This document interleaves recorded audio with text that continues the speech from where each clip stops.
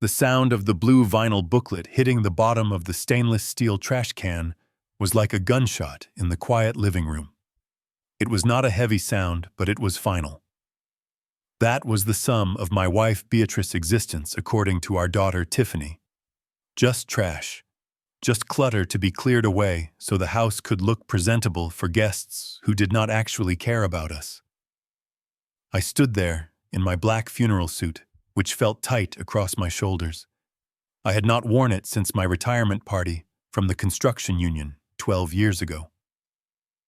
My wife Beatrice had been in the ground for less than 3 hours. The smell of those sickly sweet lilies from the service was still clinging to my clothes and filling up the house. I hated that smell. It smelled like death and fake sympathy. Tiffany stood by the kitchen island, wiping her hands on a paper towel, as if touching her mother's things had made her dirty. She was 45 years old, but she still acted like a teenager who was embarrassed by her parents. She was wearing a black designer dress that probably cost more than Beatrice spent on groceries in 6 months. Her nails were long and painted a sharp blood red. "It is just junk," Dad Tiffany said, seeing me stare at the trash can. "Stop looking at it like that." Mom was a hoarder of useless paper. "That bank book is from 1985. It probably has $5 in it. We need to focus on the important things now. Like the house." I did not answer her immediately. My knees popped as I bent down. 40 years of pouring concrete on interstate highways across Pennsylvania had left my joints stiff and my back aching, but I did not grunt. I would never show weakness in front of her. Not today. I reached into the bin, pushing aside a used coffee pod and a crumpled napkin to retrieve the little blue book. I used the edge of my jacket to wipe a smear of coffee grounds off the cover. My hands were rough. Even after years of retirement, they were still the hands of a foreman. Calloused, scarred, and thick.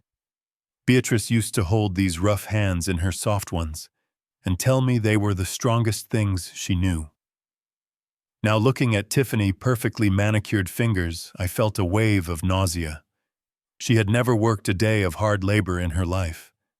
She sold houses she could never afford to build and called it a career. "It is not junk," I said, my voice raspy from holding back tears all day. It was hers. Tiffany sighed, the kind of dramatic sigh she used when a waiter brought her the wrong sparkling water. "Oh my God, Dad, you are being so dramatic. It is a piece of paper. Look around you. This whole house is full of old stuff that needs to go." Brad and I were talking, and honestly, you cannot live here alone with all this clutter. It is depressing. She did not say the word memories. She said clutter. The ceramic figurine Beatrice bought on our honeymoon in Atlantic City. The quilt she stitched by hand while I was working overtime on the Turnpike expansion in '92. To Tiffany, it was all just garbage waiting to be hauled away. Brad walked in from the patio then. My son-in-law. He was wearing a suit that was too shiny and shoes that had never seen a speck of dirt. He was typing furiously on his phone, probably losing money on another one of those digital currency scams he was always talking about. He did not look at me. He looked at the walls. He looked at the ceiling. He was inspecting the property, not visiting a grieving father. "Sorry for your loss, Lucas," Brad said, without looking up from his screen. His tone was about as sincere as a robocall. "Hey Tiff, the market is weird right now, but I think if we stage this place right, we could move it fast. The lot value alone is decent." I stiffened. My grip on the passbook tightened until my knuckles turned white. "Excuse me," I said. I stood up straight, towering over Brad, even though my back hurt. "Who said anything about moving?" "Anything." Tiffany walked over and put a hand on my arm. Her touch was cold. "Dad, listen. We are just being realistic. You are 77. Mom did everything for you. She cooked, she cleaned, she managed the bills. You do not even know how to use online banking. How are you going to manage a 4-bedroom house by yourself?" "It is irresponsible." I pulled my arm away. I built this house, I growled. I poured the foundation myself in 1978. I framed these walls on weekends while working double shifts. I know every wire, every pipe, and every board in this place. I do not need online banking to know how to keep a roof over my head. Tiffany rolled her eyes at Brad as if to say, "See what I have to deal with." "Dad, nobody cares about hand-framed walls anymore," she said, her voice taking on that condescending tone she used with her clients. "It is about equity, liquidity. Look, the funeral costs were huge. Do you have any idea how much that casket cost and the catering? Brad and I put it on our credit cards because we knew you did not have that kind of cash lying around. We need to be reimbursed." I felt a flush of shame and anger mix in my chest. Beatrice and I lived simply. We did not believe in debt. If we could not pay cash, we did not buy it. But Tiffany had insisted on the most expensive funeral package: the mahogany casket with gold handles, the imported flowers, the caterer serving shrimp cocktails. I had wanted a simple service at the church, but she screamed that it would make the family look cheap. "I told you I have my pension," I said. "I will pay you back every cent." "Your pension is peanuts, Dad," Tiffany snapped. She walked over to the window and looked out at the driveway. "And speaking of peanuts, that rusty old truck in the driveway has to go. It is an eyesore. The neighbors are probably celebrating that they might finally get rid of it." She was talking about my 1978 Ford F-150. I bought that truck the year Tiffany was born. It was pristine. I waxed it every Sunday. It ran like a dream. It was not just a truck, it was the vehicle that had carried every tool I owned, every paycheck I earned, and every family camping trip we ever took. "That truck is not going anywhere," I said, my voice dropping an octave. "And neither am I." Brad finally looked up from his phone. He let out a short, mocking laugh. "Look, Lucas, be reasonable. That thing gets 8 miles to the gallon. It is a money pit. Just like this house. We are trying to help you here. We can sell the truck, sell the house, and get you into that nice assisted living facility over on Oak Street. They have a meal plan. You would not have to worry about a thing." Assisted living. The words hung in the air like smoke. They did not want to help me. They wanted to store me. They wanted to put me in a storage unit for old people so they could cash out my life is work and pay off whatever debts they were hiding. I knew they had debts. I could smell the desperation on them underneath the expensive perfume and cologne. "I am not going to a home," I said firmly, "and I am not selling the truck. Beatrice wanted me to stay here." "Beatrice is gone, Dad," Tiffany shouted, losing her composure for the first time. "She is gone and she left us with nothing. Do you understand? Nothing. No life insurance, no savings, just a house full of old furniture and a stubborn old man." Her words slapped me harder than any physical blow. She was angry that her mother had died not because she missed her, but because there was no payout. That was the truth of it. Beatrice was just an ATM to them, and that ATM had broken down. I looked at the little blue book in my hand. The cover was faded and the edges were frayed. Tiffany thought it was nothing. She thought her mother was nothing. "I need some air," I said quietly. I turned my back on them. I walked through the kitchen, past the untouched trays of expensive catering food, and out the back door into the garage. It was cool and dark in there. The smell of oil and sawdust was comforting. It smelled like honest work. My truck sat there gleaming under the single light bulb. I sat down on the running board of the truck and took a deep breath, trying to slow my racing heart. My hands were shaking. I was angry, yes, but I was also scared. Maybe they were right. Maybe I was just a useless old man. Maybe Beatrice had managed everything, and I was lost without her. I looked down at the passbook again. First National Bank. The logo was so old it did not even exist anymore. The bank had been bought out 3 times since then. I opened the cover expecting to see a blank page or maybe a balance of $20 from 40 years ago, just like Tiffany said. But the first page was not blank. There was no printed balance. Instead, there was a handwritten note in Beatrice's neat looping script. The ink was blue and it looked fresh, not 40 years old, maybe a week old. My breath caught in my throat. I recognized the penmanship immediately. She must have written this just before the stroke. It said, "For Lucas, when you need to rest." And below that was a string of numbers. Code 77, 1945. And then underlined 3 times in heavy ink. "Do not let Tiffany see this." I stared at the words, my heart pounding against my ribs like a hammer. Beatrice knew. She knew Tiffany would come sniffing around. She knew our daughter would treat her legacy like trash. Why would she hide this? What was in this account that required a code? And why was she so afraid of Tiffany finding it? I looked back at the door leading to the house. I could hear Tiffany and Brad arguing inside. Their voices were muffled but aggressive. They were already dividing up the spoils of a war they thought they had won. I slipped the passbook into the inside pocket of my jacket right next to my heart. They thought I was a senile old man. They thought I was helpless. They thought Beatrice was a simple housewife with no money. I stood up and patted the hood of my truck.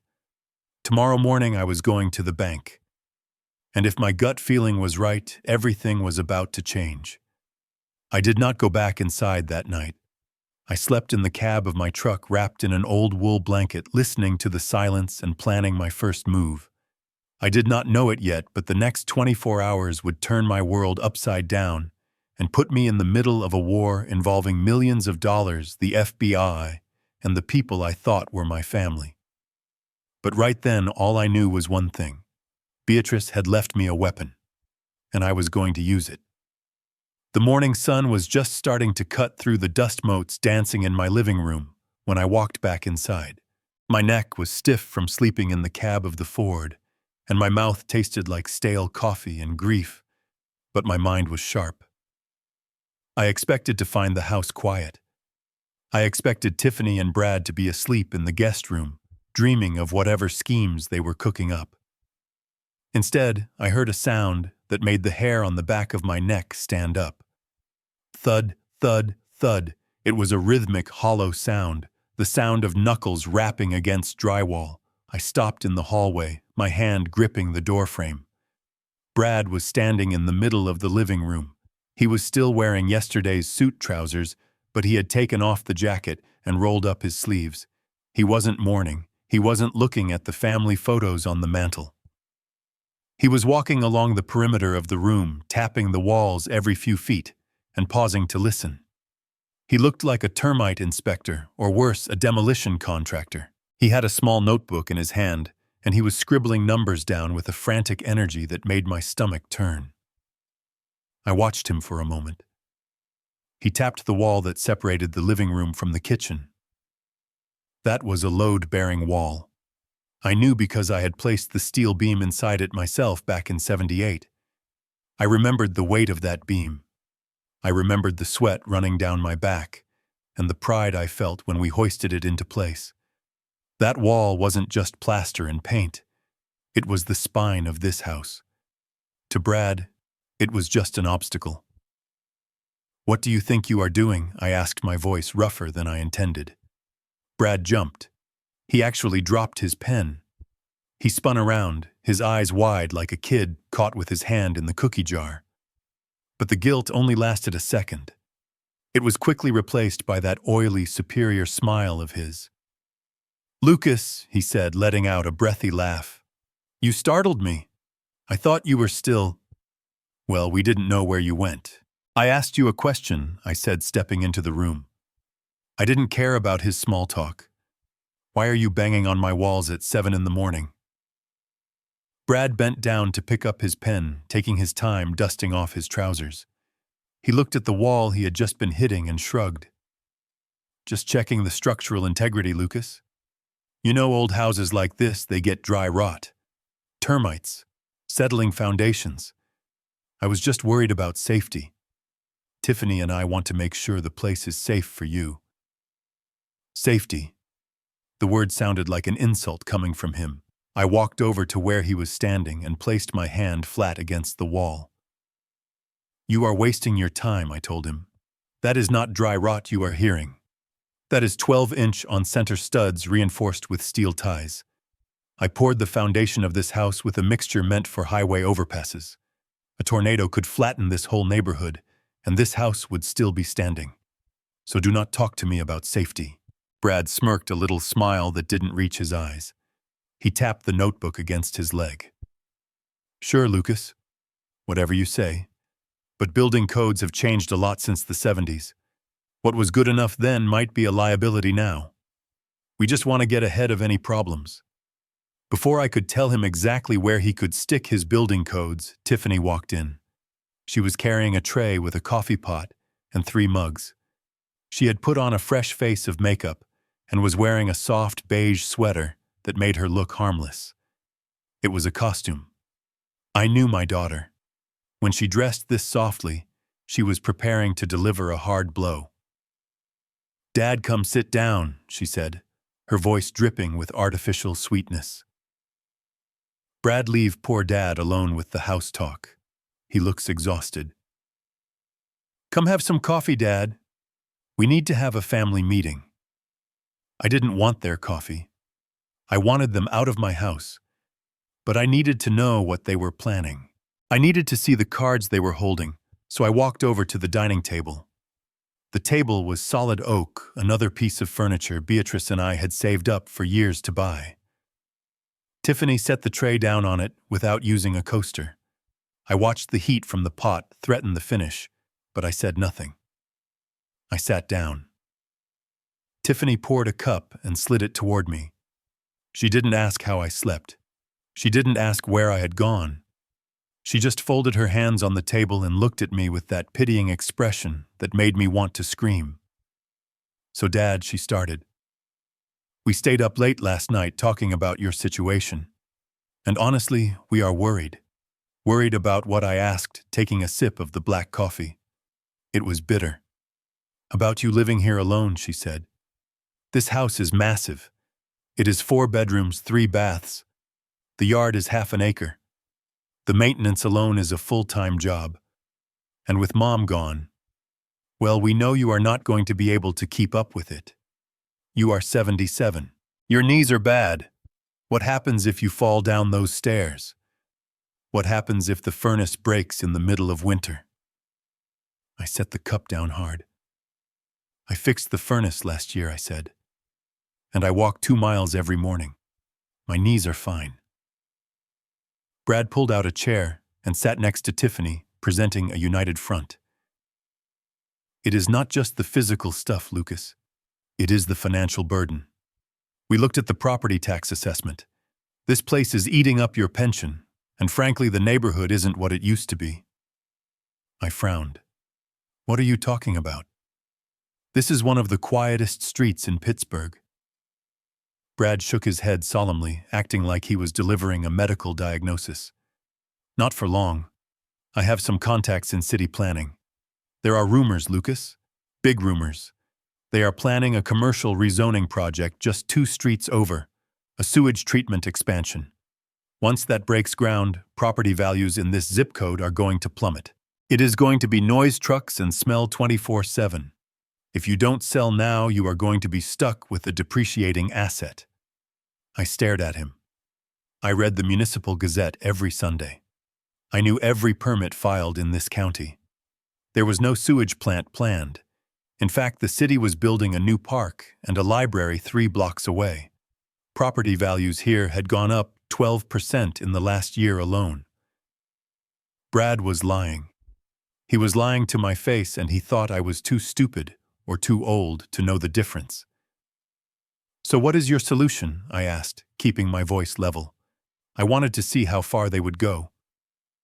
Tiffany reached under the table and pulled out a glossy brochure. She slid it across the oak table. It had a picture of smiling old people playing chess in a sunlit room. The words Golden Horizon Estates were printed in gold foil script. "We found a place, Dad," she said excitedly. "It is 5 stars, top of the line. It is not a nursing home, it is a senior living community. They have chefs. They have laundry service.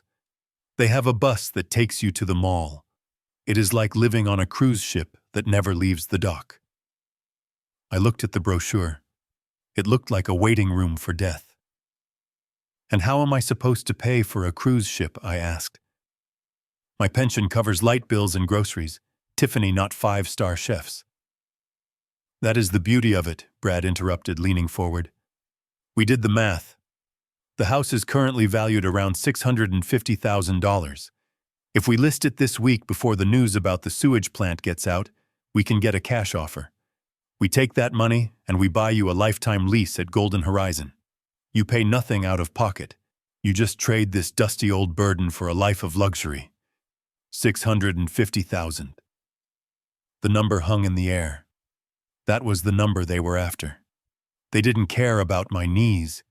They didn't care about the non-existent sewage plant. They saw this house as a giant pile of cash that I was selfishly sitting on. "And who handles this transaction?" I asked. "I do," Tiffany said quickly. "As a licensed realtor, I can save you the commission fees, Dad. I will handle the listing, the showing, the closing. You won't have to lift a finger. We can have the paperwork ready by Friday. You could be moved into your new suite by next week." Next week. Beatrice wasn't even cold in her grave yet, and they wanted to erase 40 years of our life in 7 days. I looked at the brochure again. I looked at Tiffany's manicured nails tapping on the table. I looked at Brad's greedy eyes. They weren't suggesting this. They were pushing it. This was a shakedown. "I need to think about it," I said. I rubbed my temples, feigning a sudden wave of exhaustion. "It is too much. My head is spinning." "Of course, Dad," Tiffany said, but her voice had a hard edge to it now. "But you don't have much time to think. The market is volatile, and honestly, we can't keep coming back here to check on you. You need to make a decision for your own good." I stood up, leaning heavily on the table, as if my legs were failing me. "I am going to lie down," I said. "Just for an hour. I didn't sleep well in the bedroom last night." "Take your time, Lucas," Brad said, picking up his coffee mug. "We will be right here. We can start sorting through some of the paperwork while you rest." I walked out of the kitchen. I made sure my steps were slow and shuffling. I held on to the banister as I climbed the stairs, letting them hear the heavy, tired footsteps of an old man who was ready to give up. I reached the top landing and walked down the hall to my bedroom. I opened the door and closed it loud enough for them to hear. But I didn't go to bed. I took off my shoes so I could move silently in my socks. I crept back to the top of the stairs and knelt down, peering through the wooden balusters of the railing. From this angle, I had a clear view of the hallway leading to the study. My study. The room where I kept all the deeds, the titles, and the records of my life. Downstairs, the fake sweetness had evaporated instantly. "He is stalling," Tiffany hissed. Her voice carried up the stairs clearly. "I told you he would be stubborn." "He doesn't have a choice," Brad replied. His voice was coming from the direction of the study. I saw him walk into the frame of my vision. He wasn't sitting on the couch waiting. He was walking straight into my office. I watched, holding my breath, as Brad approached my vintage roll-top desk. That desk was locked. I always kept the key on my keychain, which was currently in my pocket. But Brad didn't look for a key. He pulled a small, flat tool from his pocket, a lockpick or a tension wrench. He jammed it into the mechanism and jiggled it. "He is breaking in," I thought, my blood turning to ice. "My son-in-law is breaking into my desk." A second later, I heard the click. The roll-top slid open with a rumble. Brad didn't hesitate. He began rifling through the pigeonholes, pulling out papers. He grabbed a thick manila envelope, the deed to the house. He pulled out his phone and started snapping pictures of the documents page by page. "Did you find it?" Tiffany called out from the kitchen. Yeah, I got the deed, Brad called back, his voice low. And the insurance policy. Looks like the old man has quite a bit of equity built up. More than we thought. We can leverage this. If we get power of attorney, we can access the equity line of credit before we even sell. I pulled back from the railing, my heart hammering against my ribs like a trapped bird. This wasn't just about selling the house. They were looking for a way to drain the equity immediately. They needed cash now. I crawled back to my bedroom and sat on the edge of the bed staring at the wall. The passbook in my jacket pocket felt heavy suddenly. Beatrice's warning rang in my ears. Do not let Tiffany see this. She knew. She knew they were vultures. They weren't trying to help me. They were robbing me. And they were doing it right under my nose while eating my food and drinking my coffee. I reached into my pocket and pulled out the old flip phone I kept for emergencies. My hands were trembling not from age but from a cold, focused rage. I opened the phone and dialed the number for the bank director, Mr. Henderson. I needed to know exactly how deep in debt my daughter was, because nobody tries to steal their father's house unless they are drowning. The vultures were in the nest, but they didn't know the old eagle was awake. And I was about to clip their wings. I slipped out of the house like a thief before the sun had fully risen. The floorboards in the hallway groaned under my weight, but the snoring from the guest room where Tiffany and Brad were sleeping continued uninterrupted. They were sleeping the deep, satisfied sleep of people who thought they had already won. I walked to the coat closet and pulled out my charcoal gray suit. It was the same suit I had worn yesterday to bury my wife and 20 years ago, to walk my daughter down the aisle. It smelled faintly of mothballs and stale church incense. As I buttoned the jacket, I realized it was looser around the waist than I remembered. Grief had carved away at me, leaving me smaller inside my own clothes. I did not take my truck. If they woke up and saw the Ford missing, they would call the police and report me as a runaway senior citizen. I could hear Tiffany's voice telling the operator that her father was confused and wandering. So I walked 3 blocks to the bus stop, shivering in the morning chill. The city was waking up, but it was not the city I knew. I had helped build Pittsburgh. I had poured the concrete for the foundations of half the buildings on Liberty Avenue. I knew the sweat and the muscle it took to raise those skylines. But as the bus rattled toward the downtown district, I felt like a stranger in a foreign land. The bus was filled with young people with white plugs in their ears, staring at glowing rectangles in their hands. No one looked up. No one offered a nod or a good morning. I sat near the back, clutching the inside pocket of my jacket, where the passbook burned against my ribs. I looked out the window as we crossed the bridge. The steel mills were gone, replaced by glass towers that reflected the sky. Everything was shiny and hollow. The world had moved on and left men like me behind. I felt a pang of doubt. Maybe Tiffany was right. Maybe I was just a relic holding on to a past that did not matter anymore. But then I felt the hard edge of the passbook, and I remembered the fear in my wife's handwriting. Beatrice was not a woman who panicked. If she said, "Do not let Tiffany see this," she had a reason. The bus hissed to a stop in front of the financial district. I stepped off onto the pavement, feeling the vibration of the city through the thin soles of my dress shoes. The First National Bank building loomed above me. It was a massive structure of steel and tinted glass, cold and imposing. I took a deep breath, straightened my tie, and pushed through the revolving doors. The lobby was silent and smelled of floor wax and money. It was vast, with high ceilings that echoed the click of my heels on the polished marble. There were no lines of people waiting to talk to friendly clerks like in the old days. Just rows of sleek machines and a few islands where young employees sat behind computer screens looking bored. I felt small. I felt dirty. I felt like a beggar coming to ask for scraps at the table of kings. I approached the nearest counter. The young woman behind it did not look up immediately. She was typing furiously on a keyboard, her long acrylic nails making a rapid clacking sound that reminded me of Tiffany.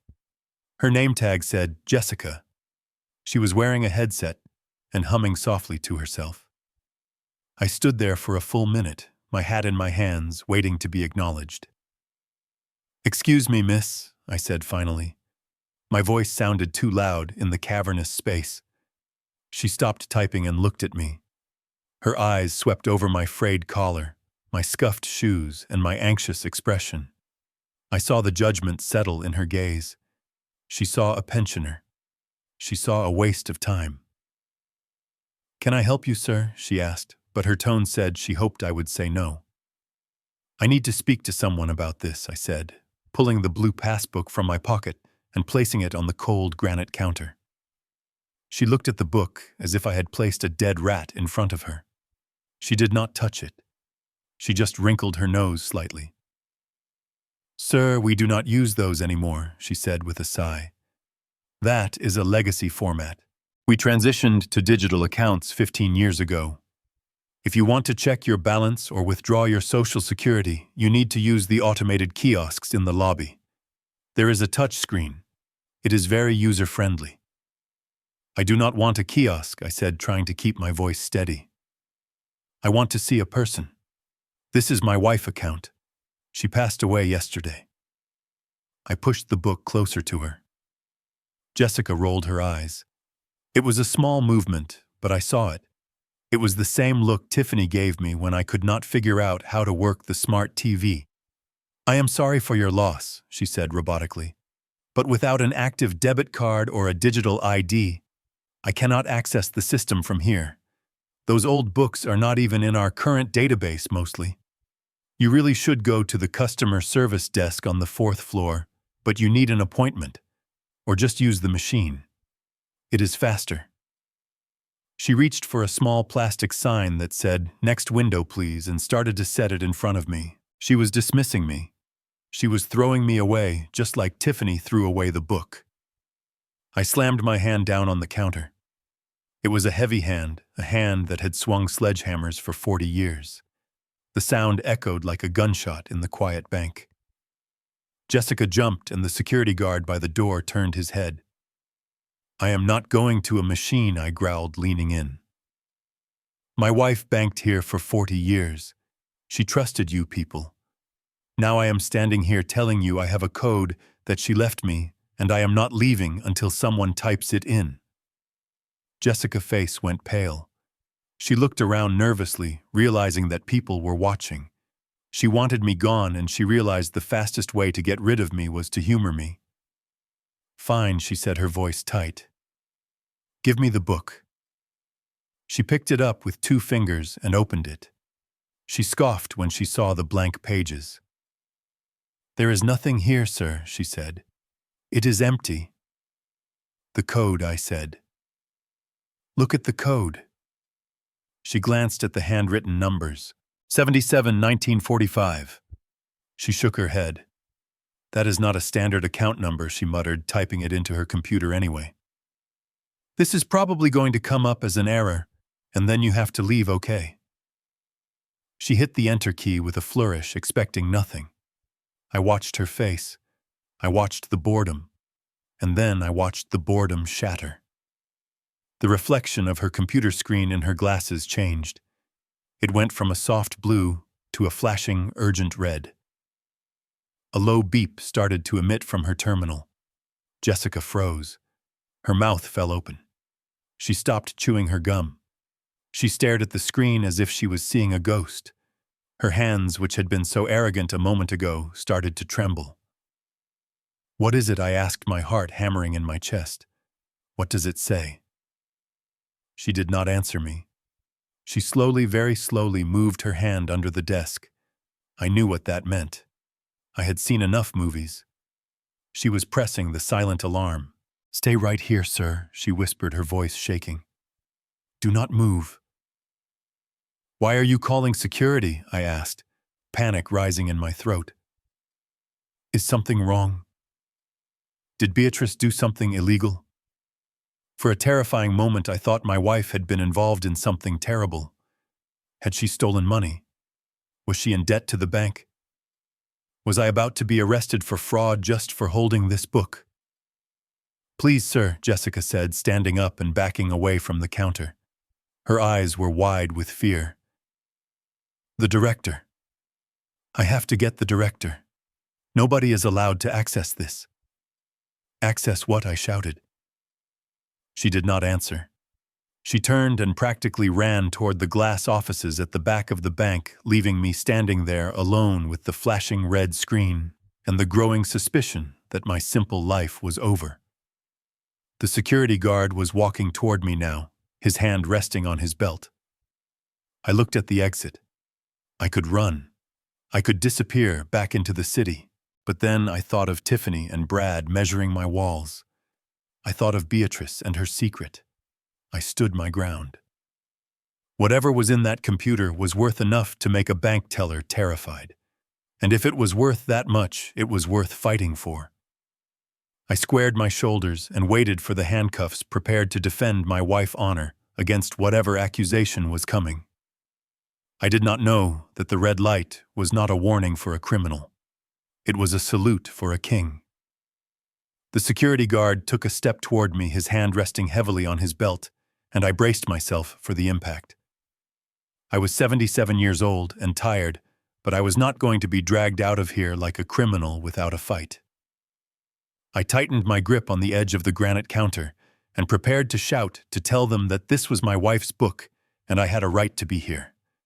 But before the guard could reach me, the glass door of the executive office at the back of the hall burst open.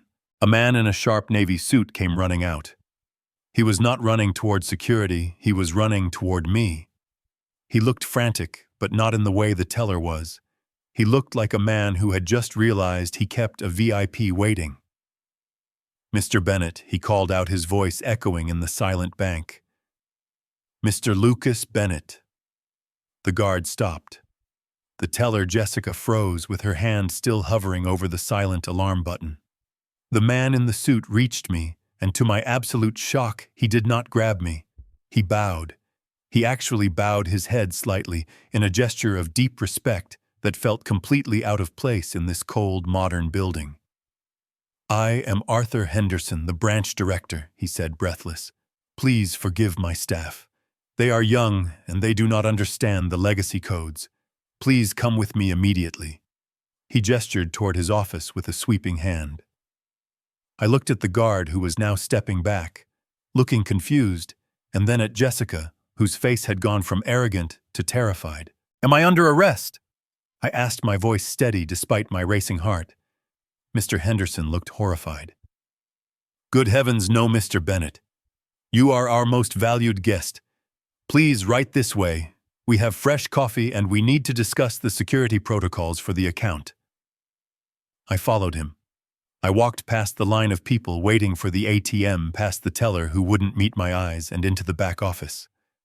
The moment the heavy glass door clicked shut behind us, the noise of the lobby vanished. The room was thick with the smell of expensive leather and mahogany. It reminded me of the boardrooms I used to stand in when I was a foreman presenting project bids, only this time I wasn't the employee. Mr. Henderson gestured for me to sit in a leather chair that was softer than my mattress at home. He moved quickly to a wall panel and typed in a code. The blinds on the glass walls descended automatically, shutting out the prying eyes of the lobby. Just as I sat down, I heard the wail of sirens outside. Blue and red lights flashed through the cracks in the blinds. "The police," I said, gripping the armrests.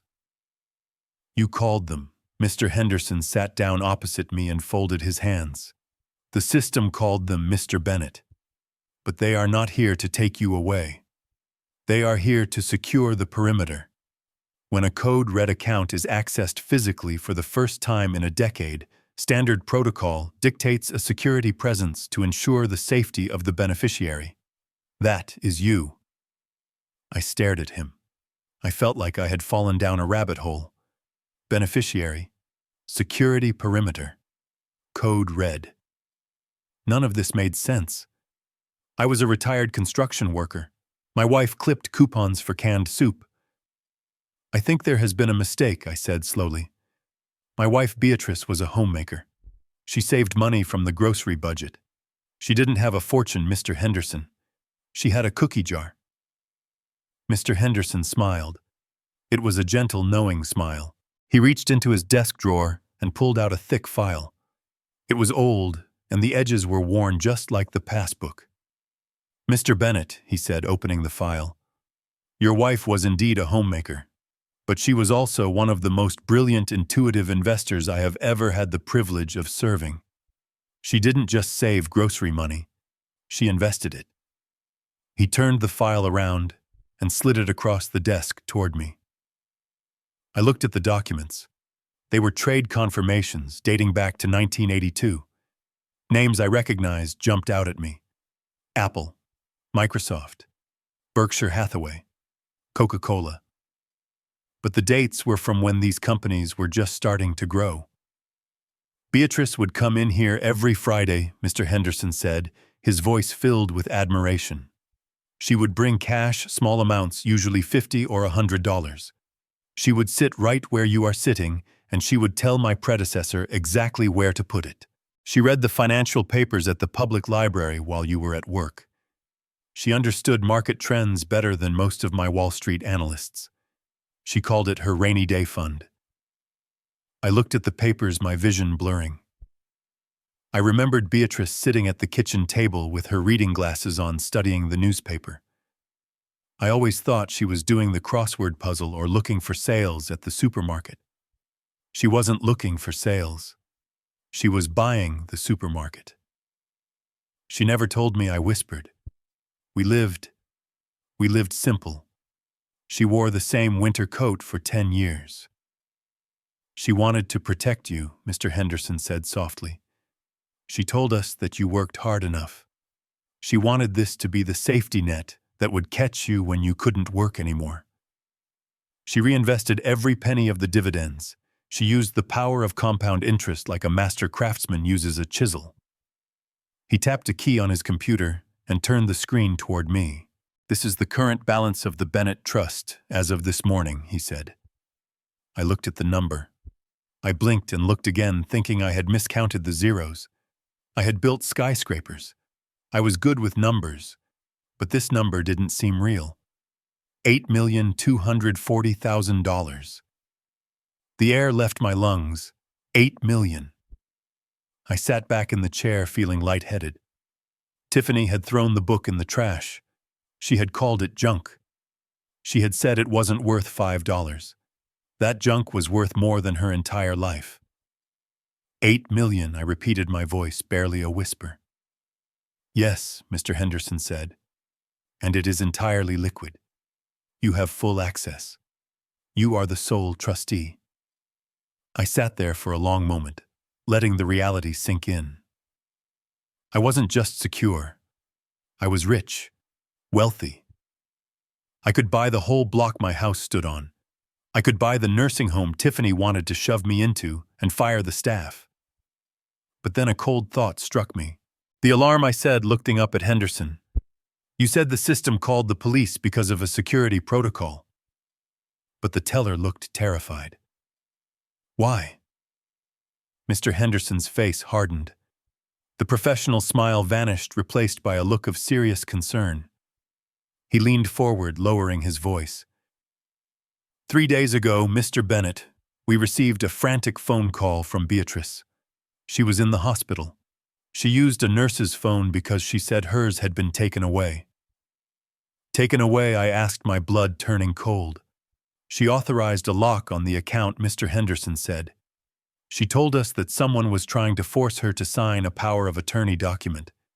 She said she was being pressured while she was under medication. She gave us a specific instruction. If anyone tries to access this account without the physical passbook and the code, we were to treat it as a hostile attempt. I felt a wave of nausea. 3 days ago. That was the day Tiffany and Brad had gone to visit Beatrice alone. They told me to go home and get some rest. They said they wanted to have some quality time with Mom. They weren't having quality time. They were trying to force a dying woman to sign over her life's work. Did she say who it was, I asked, though I already knew the answer. Mr. Henderson nodded slowly. She said it was her daughter. She said Tiffany was desperate. She said Tiffany kept talking about debts and how much she deserved the money. Beatrice was terrified, Mr. Bennett. Not for herself, but for you.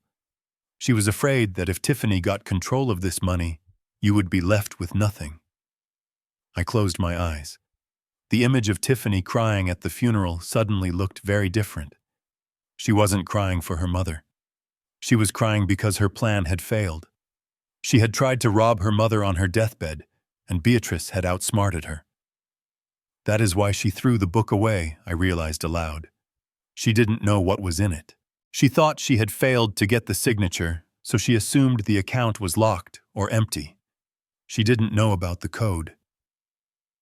Mr. Henderson nodded. Precisely. And that brings us to the danger, Mr. Bennett. The police are outside because if your daughter was desperate enough to pressure a dying woman, she is dangerous. If she finds out that this account exists and that you have access to $8 million, she will not stop. She is already trying to sell my house, I said, my voice flat. She is trying to put me in a home. She is trying to incapacitate you, Mr. Henderson said gravely. If she can get you declared incompetent, she can petition the court for guardianship. Then she gets control of everything. The house, the pension, and eventually this account. I looked at my hands, the rough, calloused hands of a builder. I had spent my life building things to last. I had built a family, and now I realized that the foundation of that family was rotten. I need a plan, I said, looking up at the director. You need more than a plan, Mr. Henderson said. You need a fortress, and you need information. He opened a drawer and pulled out a checkbook. This is linked to the trust, he said, but I advise you not to use it yet. Paper trails are dangerous. I need cash, I said. 5,000, small bills, and I need you to do something for me. You have resources. You knew Beatrice. You knew what she wanted. Anything Mr. Henderson said. Find out everything about my daughter, I said, my voice cold and hard. I want to know who she owes money to. I want to know why she is so desperate. I want to see her credit reports, her mortgage statements, her secrets. If I am going to fight a war, I need to know the enemy's terrain. Mr. Henderson nodded and typed something into his computer. I can have a preliminary forensic report on Tiffany and Brad's financials within the hour. Our private client services include investigation for security purposes. Do it, I said. He pressed a button on his desk phone. Miss Jessica, please bring 5,000 in 20s and 50s to my office. And tell the officers the situation is under control, but ask them to escort Mr. Bennett to the taxi stand when he leaves. I stood up and walked to the window, peering through the blinds at the street below. I could see the police cruisers. I could see the busy city. Somewhere out there, Tiffany was probably sitting in my kitchen drinking my coffee and planning how to dispose of me. She thought she was dealing with a senile old man. She thought she was the predator and I was the prey. I turned back to Mr. Henderson, who was watching me with respect. Beatrice left me this money for a rainy day, I said. Mr. Henderson nodded. It seems the storm has arrived, Mr. Bennett. I smiled a grim, humorless smile. No, I said. I am the storm. Jessica entered the room with a thick envelope. She wouldn't look at me. She placed it on the desk and practically ran out. I took the envelope and tucked it into my inside pocket right next to the passbook. It felt heavy. It felt like ammunition. Mr. Henderson handed me a business card. Call me directly day or night. And Mr. Bennett, be careful. Money makes people do terrible things, but $8 million makes them do unthinkable things. I shook his hand. It was a firm grip. Don't worry, Mr. Henderson, I said, buttoning my old suit jacket. I have dealt with snakes on construction sites before. You just have to know where to drop the shovel. I walked out of the office flanked by 2 police officers. I didn't look at the tellers. I didn't look at the other customers. I walked with my head high. I had entered that bank as a confused widower. I was leaving as a multimillionaire with a mission. I wasn't going back to the bus stop. I hailed a taxi. Take me to the Blissful Donuts shop on 4th Street, I told the driver. I needed a place to sit. I needed a place to think. and I needed to wait for that phone call from Henderson that would give me the weapon I needed to destroy my daughter's lies. The war had begun, and thanks to Beatrice, I had the biggest gun on the battlefield. I walked up the driveway of my own home feeling like a spy in enemy territory. The envelope with $5,000 in cash was tucked inside the lining of my jacket, pressing against my ribs like a hot iron. It was a strange sensation. For 40 years, I had walked through this front door with nothing but a lunchbox and a paycheck. Now I was carrying enough money to buy a used car and a secret that was worth millions. I stopped for a moment to compose myself. I adjusted my collar and practiced the stoop in my shoulders. If they thought I was frail, I would give them frail. I would be the confused old man they wanted to see until the moment I decided to stop pretending. When I opened the front door, the first thing I heard was the beep of an electronic device. It was a sharp, high-pitched sound that I recognized immediately. It was a laser distance measurer. Someone was mapping the room. I stepped into the foyer and saw a stranger standing in the middle of my living room. He was a tall man with slicked back hair and a suit that was too tight in the shoulders. He was holding the laser device pointing the red dot at the far wall above the fireplace where Beatrice's portrait used to hang. Tiffany had already taken the picture down. The wall looked naked and ashamed. Tiffany was standing next to him, holding a clipboard. She looked up when I entered and her face went through a rapid transformation. The annoyance vanished and was replaced by that sickly sweet smile she had been using since the funeral. "Dad," she exclaimed, walking over to me. "You have been gone for hours. We were getting worried." "Where did you go?" I took a walk," I lied, my voice raspy. "I just needed to walk." "Who is this?" I pointed a shaking finger at the man in the suit. He did not lower his device. He just glanced at me with eyes that were cold and calculating. He looked at me the way a butcher looks at a side of beef, estimating the weight and the profit. "Oh, this is Greg," Tiffany said, quickly placing a hand on my arm to guide me away. "He is an old friend of mine. He is an architect. I asked him to come over and give us some ideas for renovations. You know, to make the house more comfortable for you before we decide anything." I looked at Greg. I looked at his shoes. They were Italian leather loafers with tassels. I had worked with architects for 4 decades. Architects wore sensible shoes because they had to walk job sites. Architects carried blueprints and pencils. This man was not carrying a pencil. He was carrying a tablet and a laser. "He does not look like an architect," I muttered, allowing myself to sound grumpy and confused. Greg finally spoke. His voice was smooth and oily. "Nice to meet you, Mr. Bennett. Your daughter tells me you built this place yourself." "Good bones. Very good bones." He said it like he was complimenting a horse he was about to shoot. I walked past him toward the kitchen. "I need water," I said. "My pills." I did not need pills. I needed to listen. I went into the kitchen and turned on the faucet, but I did not fill a glass. I left the water running just a little bit to create white noise so they would think I was busy. Then I crept back to the doorway. I stood in the shadows just out of sight. My hearing was the one thing age had not taken from me. Years of listening for the crack of timber or the strain of a cable on noisy construction sites had trained my ears to pick out specific sounds. I heard the laser beep again. "What is the frontage?" Greg asked, his voice dropping to a professional murmur. 80 feet, Tiffany answered. "And the depth is 120. Greg hummed. "Nice. Very nice. And you said the zoning is residential R2, right?" "Yes," Tiffany said, "but Brad checked with the city. We can apply for a variance." I felt a cold knot form in my stomach.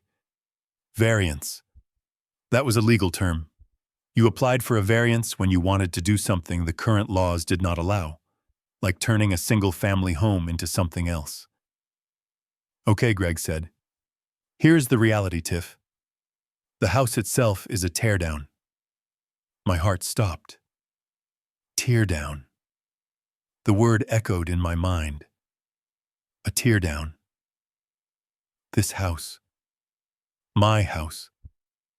The house where I carried Beatrice over the threshold.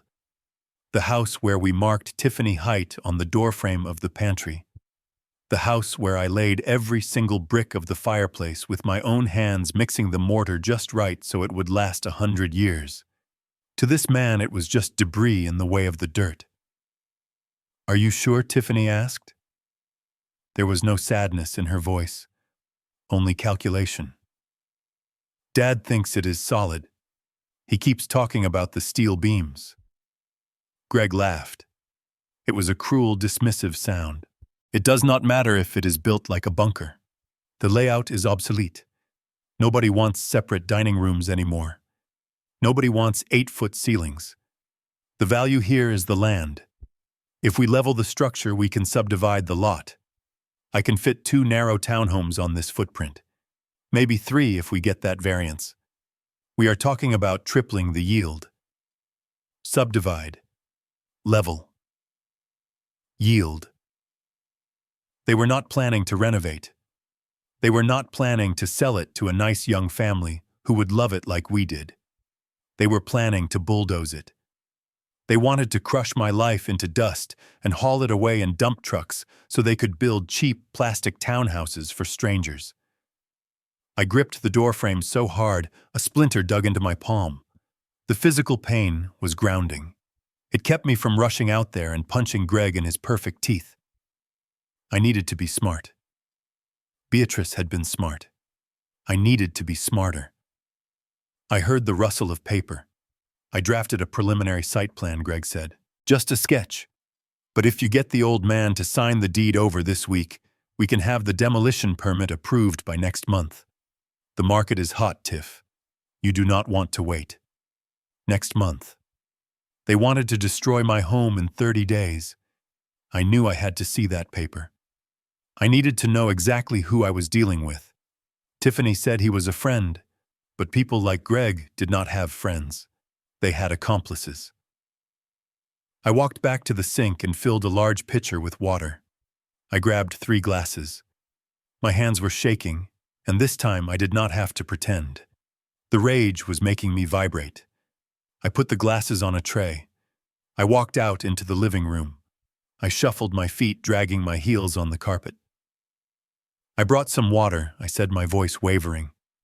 "It is hot today. You must be thirsty." Tiffany looked annoyed. "Dad, we are busy. You should go rest." "I just wanted to be hospitable," I said, moving toward the coffee table where Greg had spread out a large blueprint. I saw the lines on the paper. They were stark and brutal. The outline of my house was there, but it was crossed out with big red X marks. Superimposed over my living room and garden were 2 narrow rectangles labeled Unit A and Unit B. They had already drawn the graves of my memories. "Here," I said, moving the tray toward the table. I locked eyes with Greg. He looked at me with total indifference. To him, I was just another obstacle to be removed, just like the load-bearing wall. "Oops," I said. I tilted the tray. It was not a subtle spill. I dumped the entire pitcher of ice water directly onto the blueprint and onto Greg's expensive tablet. "Hey!" Greg shouted, jumping back. "Oh God, Dad!" Tiffany screamed. "I am so sorry," I stammered, dropping the pitcher, which shattered on the floor, adding to the chaos. My hands. I slipped. Greg was cursing, wiping water off his suit. But I wasn't looking at him. I was looking at the wet blueprint. The water had turned the paper translucent, but the logo in the corner was still visible. The ink was running, but I could read it clearly. It was a black silhouette of a shark fin rising out of a roof. Eagle Shark Realty. I froze. I knew that name. Every old-timer in the union knew that name. Eagle Shark was a predatory development firm. They were famous for descending on neighborhoods where older people lived, pressuring them to sell cheap and then flipping the land for millions. They were not architects. They were butchers. And my daughter was working with them. You clumsy old fool, Greg hissed, losing his professional veneer entirely. Do you know how much this equipment costs? Tiffany was grabbing napkins, frantically blotting the table. Go upstairs, Dad, she yelled at me. Just go upstairs. You have done enough damage. I stood there for a second, acting bewildered, acting sorry. But inside I was memorizing the logo. I was memorizing Greg face. I am sorry, I whispered. I am just a clumsy old man. I turned and walked toward the stairs. I heard Greg muttering behind me. You need to get him into that home fast, Tiffany. He is a liability. I am working on it, Tiffany replied, her voice low. The lawyer is coming Friday. It will be over soon. I climbed the stairs one by one. Each step was a promise. Yes, it would be over soon, but not the way they thought. They wanted to play with sharks. Well, they were about to find out that they were in the water with a killer whale.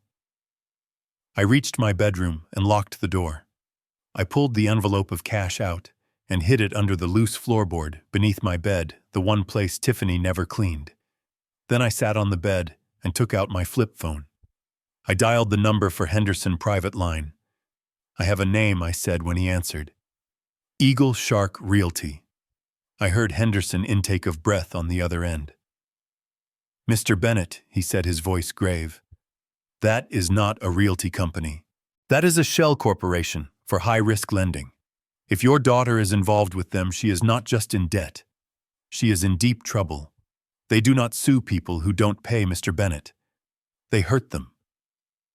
Good, I said, staring at the wall where a picture of Beatrice used to be. Find out everything about their connection to my property, I said. I want to know if they have already filed the demolition permit.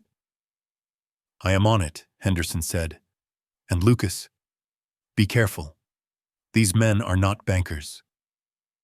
I hung up the phone. I looked out the window at my backyard. I saw the oak tree I had planted when Tiffany was 5. I saw the swing set I had built. They wanted to bulldoze it all. I clenched my fists. My hands were old, but they were still strong. I had built this life with sweat and blood, and I would burn it all to the ground before I let them take it from me for a profit. Friday. They said the lawyer was coming Friday. That gave me 2 days. 2 days to turn this prey into a hunter. I lay back on the pillow and closed my eyes. But I did not sleep. I listened to the murmurs downstairs plotting my demise, and for the first time since Beatrice died, I smiled. Because now I had a target. The door to my bedroom did not just open, it exploded inward, hitting the wall with a force that shook the family photos I had hung there 30 years ago. I sat up on the edge of the bed, my heart hammering against my ribs, but I forced my face to remain slack and confused. Tiffany was standing in the doorway, and she looked like a thunderstorm. In her left hand she was clutching my charcoal gray suit jacket, the one I thought I had hidden so carefully under the floorboards. In her right hand she held a small, crumpled piece of paper. It was the bus transfer ticket I had forgotten to throw away. It was a careless mistake, the kind of mistake a rookie makes on his first day on the job site, and now I was paying for it. "Where did you go, Dad?" she screamed, throwing the jacket onto the floor, as if it were contaminated. She marched over to me and shoved the piece of paper in my face. "This is a transfer for the 61C downtown. You went to the city. You left the house while we were sleeping, and you wandered around downtown Pittsburgh alone." I blinked, trying to look disoriented. I just wanted to see the old job site," I stammered. "I wanted to see the bridge." "You could have been killed," she yelled, her voice shrill and echoing off the hardwood floors. "Do you have any idea how irresponsible that is? You are 77 years old. You have no cell phone. You have no ID. What if you had fallen? What if you had a stroke? The police would have called me and I would have had to identify your body in a morgue." She was pacing now, waving her arms. It was a good performance. To an outsider, she would have looked like a terrified daughter worried about her senile father. But I knew better. She wasn't worried about my safety, she was worried about my freedom. She was terrified that I had spoken to someone. She was terrified that the cash cow was wandering out of the pasture. "I am fine, Tiffany," I said quietly. "I just took a bus. I have taken buses since before you were born." "No, you are not fine," she snapped. "You are confused. You are grieving. And clearly your memory is going." Brad was right. "We cannot trust you to be alone for even a minute. This is dangerous, Dad. You are a danger to yourself." She walked over to my nightstand and grabbed the cordless phone that sat on the charger. She pulled the cord out of the wall with a violent jerk. "I am taking this," she said, shoving the phone into her purse. "And I am taking your house keys." "Where are they?"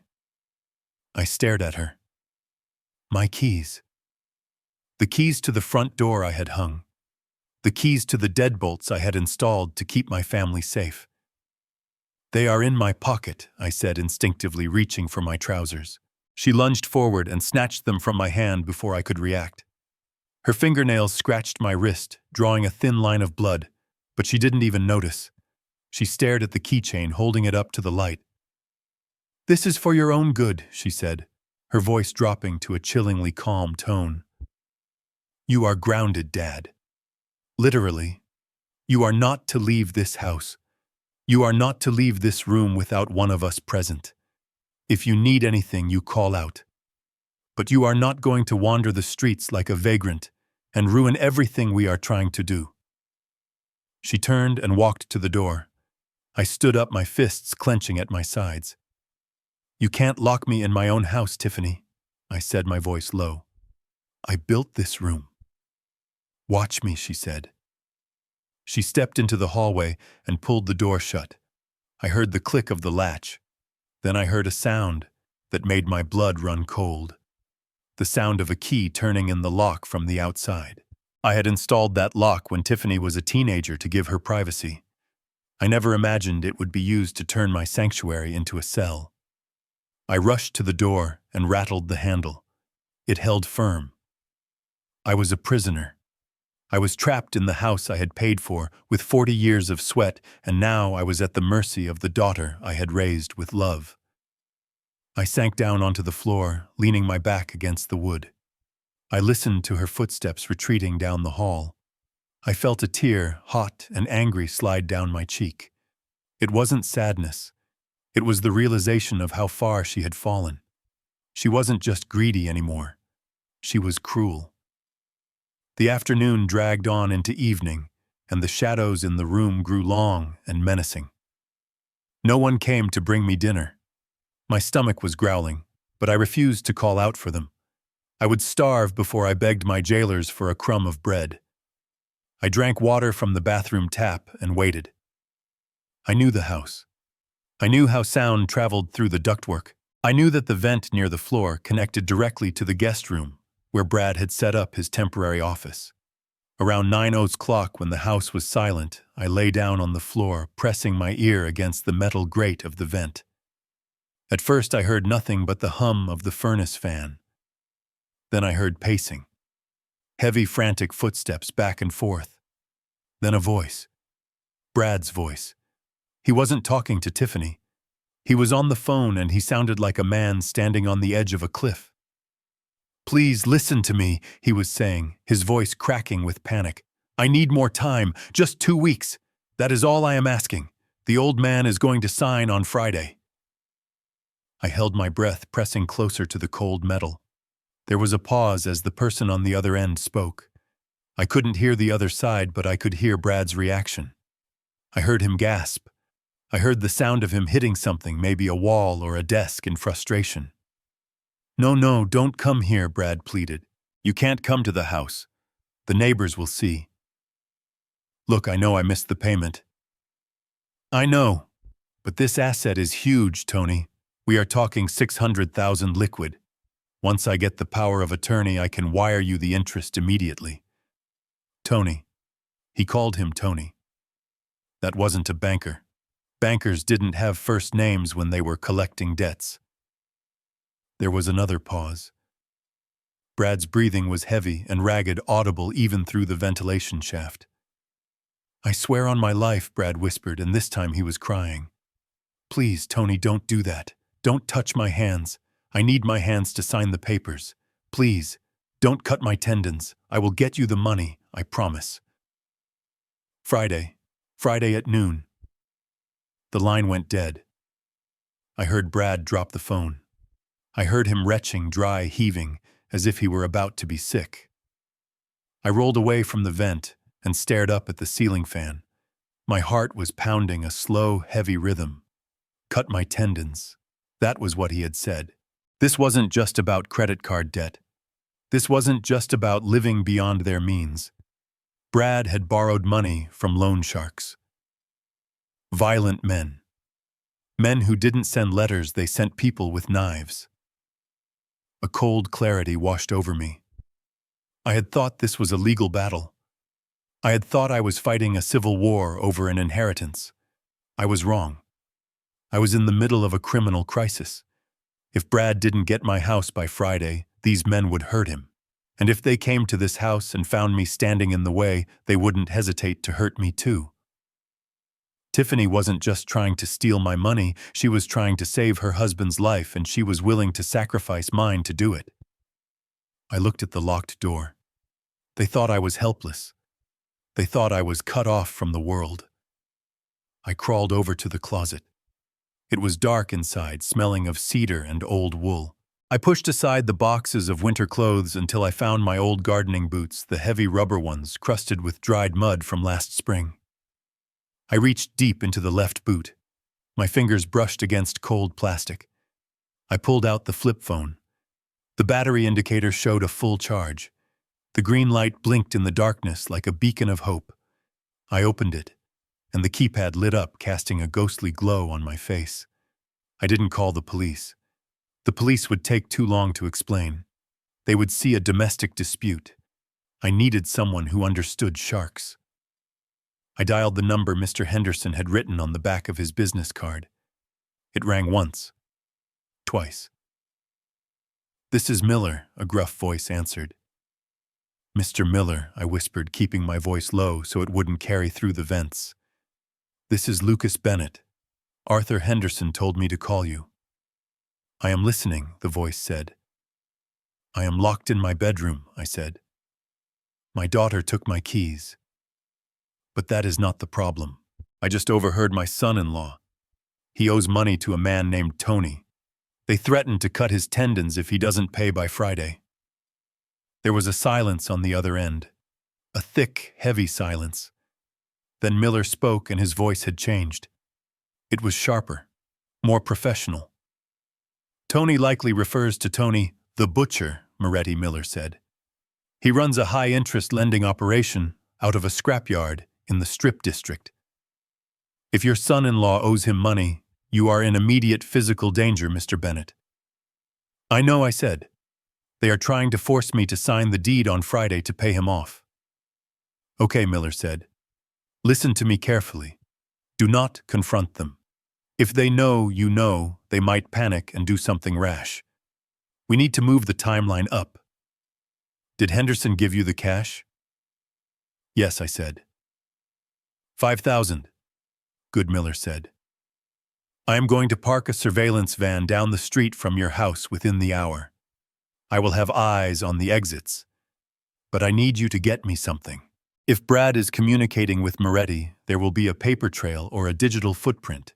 I need to know exactly how much he owes so we can buy the debt. He keeps his papers in a briefcase," I said. "He never lets it out of his sight." "Get me that information," Miller commanded.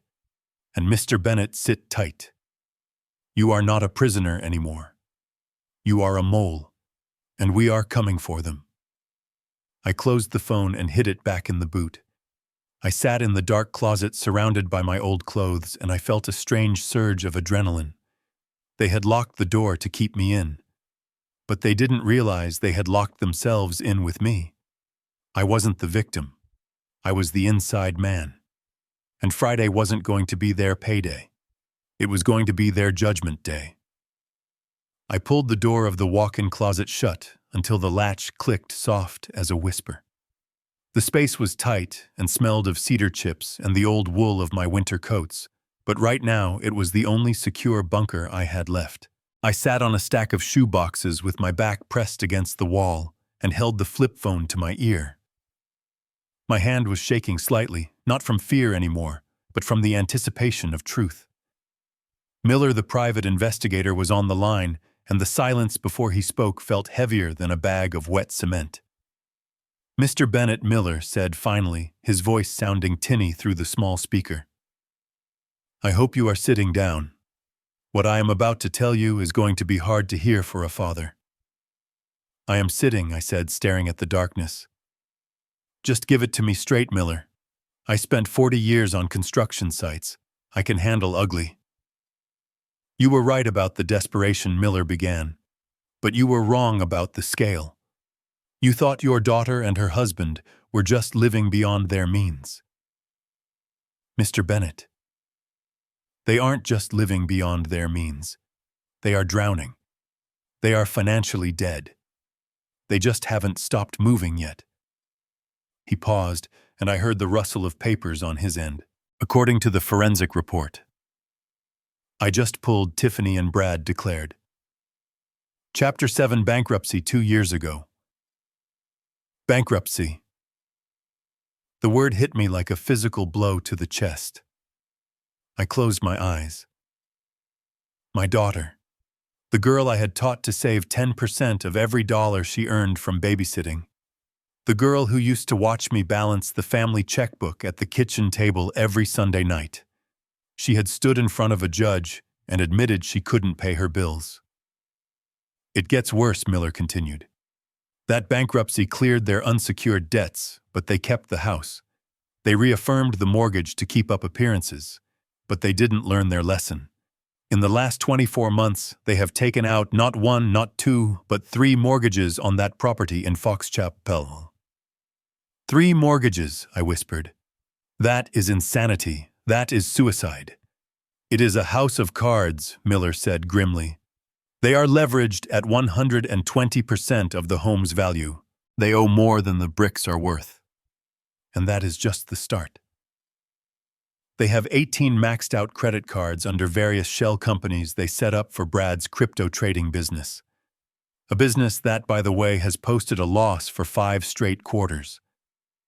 I listened to the litany of failures. The leased luxury cars they couldn't afford. The country club memberships they put on credit. The vacations to Europe they posted on social media while they were ignoring collection notices. It was all a lie. Every smile, every designer outfit, every bottle of expensive wine was bought with money they didn't have. They had built a life out of smoke and mirrors, and now the wind was blowing it all away. And the loan shark, I asked, my throat dry. "Tony." Miller sighed. "Tony Moretti is the end of the line. People only go to Moretti when the banks won't give them a dime and the credit cards are cut up. Brad borrowed $200,000 from Moretti 6 months ago. The interest rate is illegal. It is predatory. Brad has missed the last 3 payments. That is why they are terrified. That is why they need your house. They don't want to put you in a nursing home because they care. They need your equity to pay off the shark before he breaks Brad's legs." I lowered the phone from my ear for a moment, breathing hard in the stuffy closet. I felt a profound sense of grief wash over me. It wasn't just anger. It was a deep, aching sorrow. I had failed. Somewhere along the line, Beatrice and I had failed. We had raised a daughter who valued looking rich over being honest. We had raised a predator. I thought about the times Tiffany had come to dinner and complained about how small our television was. I thought about how she rolled her eyes when I used coupons at the pizza place. She had looked down on us. She had looked down on her mother's simple life. And all the while she was rotting from the inside out. I looked at the faint outline of my hanging shirts. Among them was the suit I wore to Tiffany's graduation. I remembered how proud I was that day. I remembered thinking she was going to do great things. Now she was a criminal in the making, conspiring to rob her own father to cover up her own incompetence. Mr. Bennett Miller's voice brought me back. "Are you still there?" "I am here," I said, my voice raspy. "There is one more thing," Miller said, and his tone shifted. It became sharper, more urgent. "While I was digging through the bank records regarding their third mortgage, I found a notice. It was filed this morning." "What kind of notice?" "A notice of default and sale," Miller said. "The bank that holds the primary note on Tiffany's house is tired of waiting. They have classified the loan as a non-performing asset. They are packaging it for a distressed debt sale." I frowned, trying to process the banking jargon. "Speak plain English, Miller. I am a builder, not a banker." "It means the bank is holding a fire sale," Miller explained. "They want to get the bad debt off their books before the quarter ends. They are willing to sell the rights to collect that mortgage to a third party for a fraction of the face value. Usually these bundles are bought by hedge funds or collection agencies. And what happens to the person who buys it?" I asked. "The buyer becomes the new lender," Miller said. "The buyer steps into the shoes of the bank. They own the mortgage. They have the legal right to demand payment or what? Or foreclose," Miller finished. "The new owner can seize the property immediately because the loan is already in default. They can kick the residents out and take the house." I sat there in the dark, and the gears in my mind started to turn. They ground together slowly at first, and then with terrifying speed. Beatrice had left me $8 million. She had told me to protect myself. She had told me not to let Tiffany win. "Miller," I said, and my voice was suddenly steady. It was the voice I used when I was telling a crew to pour concrete. "How much is the bank asking for the note?" "It is a distressed asset," Miller said. "The face value is big, but the risk is high, so the price is low. Probably around $400,000 to take over the whole mess." "I have the trust," I said. Henderson said, "I have full access."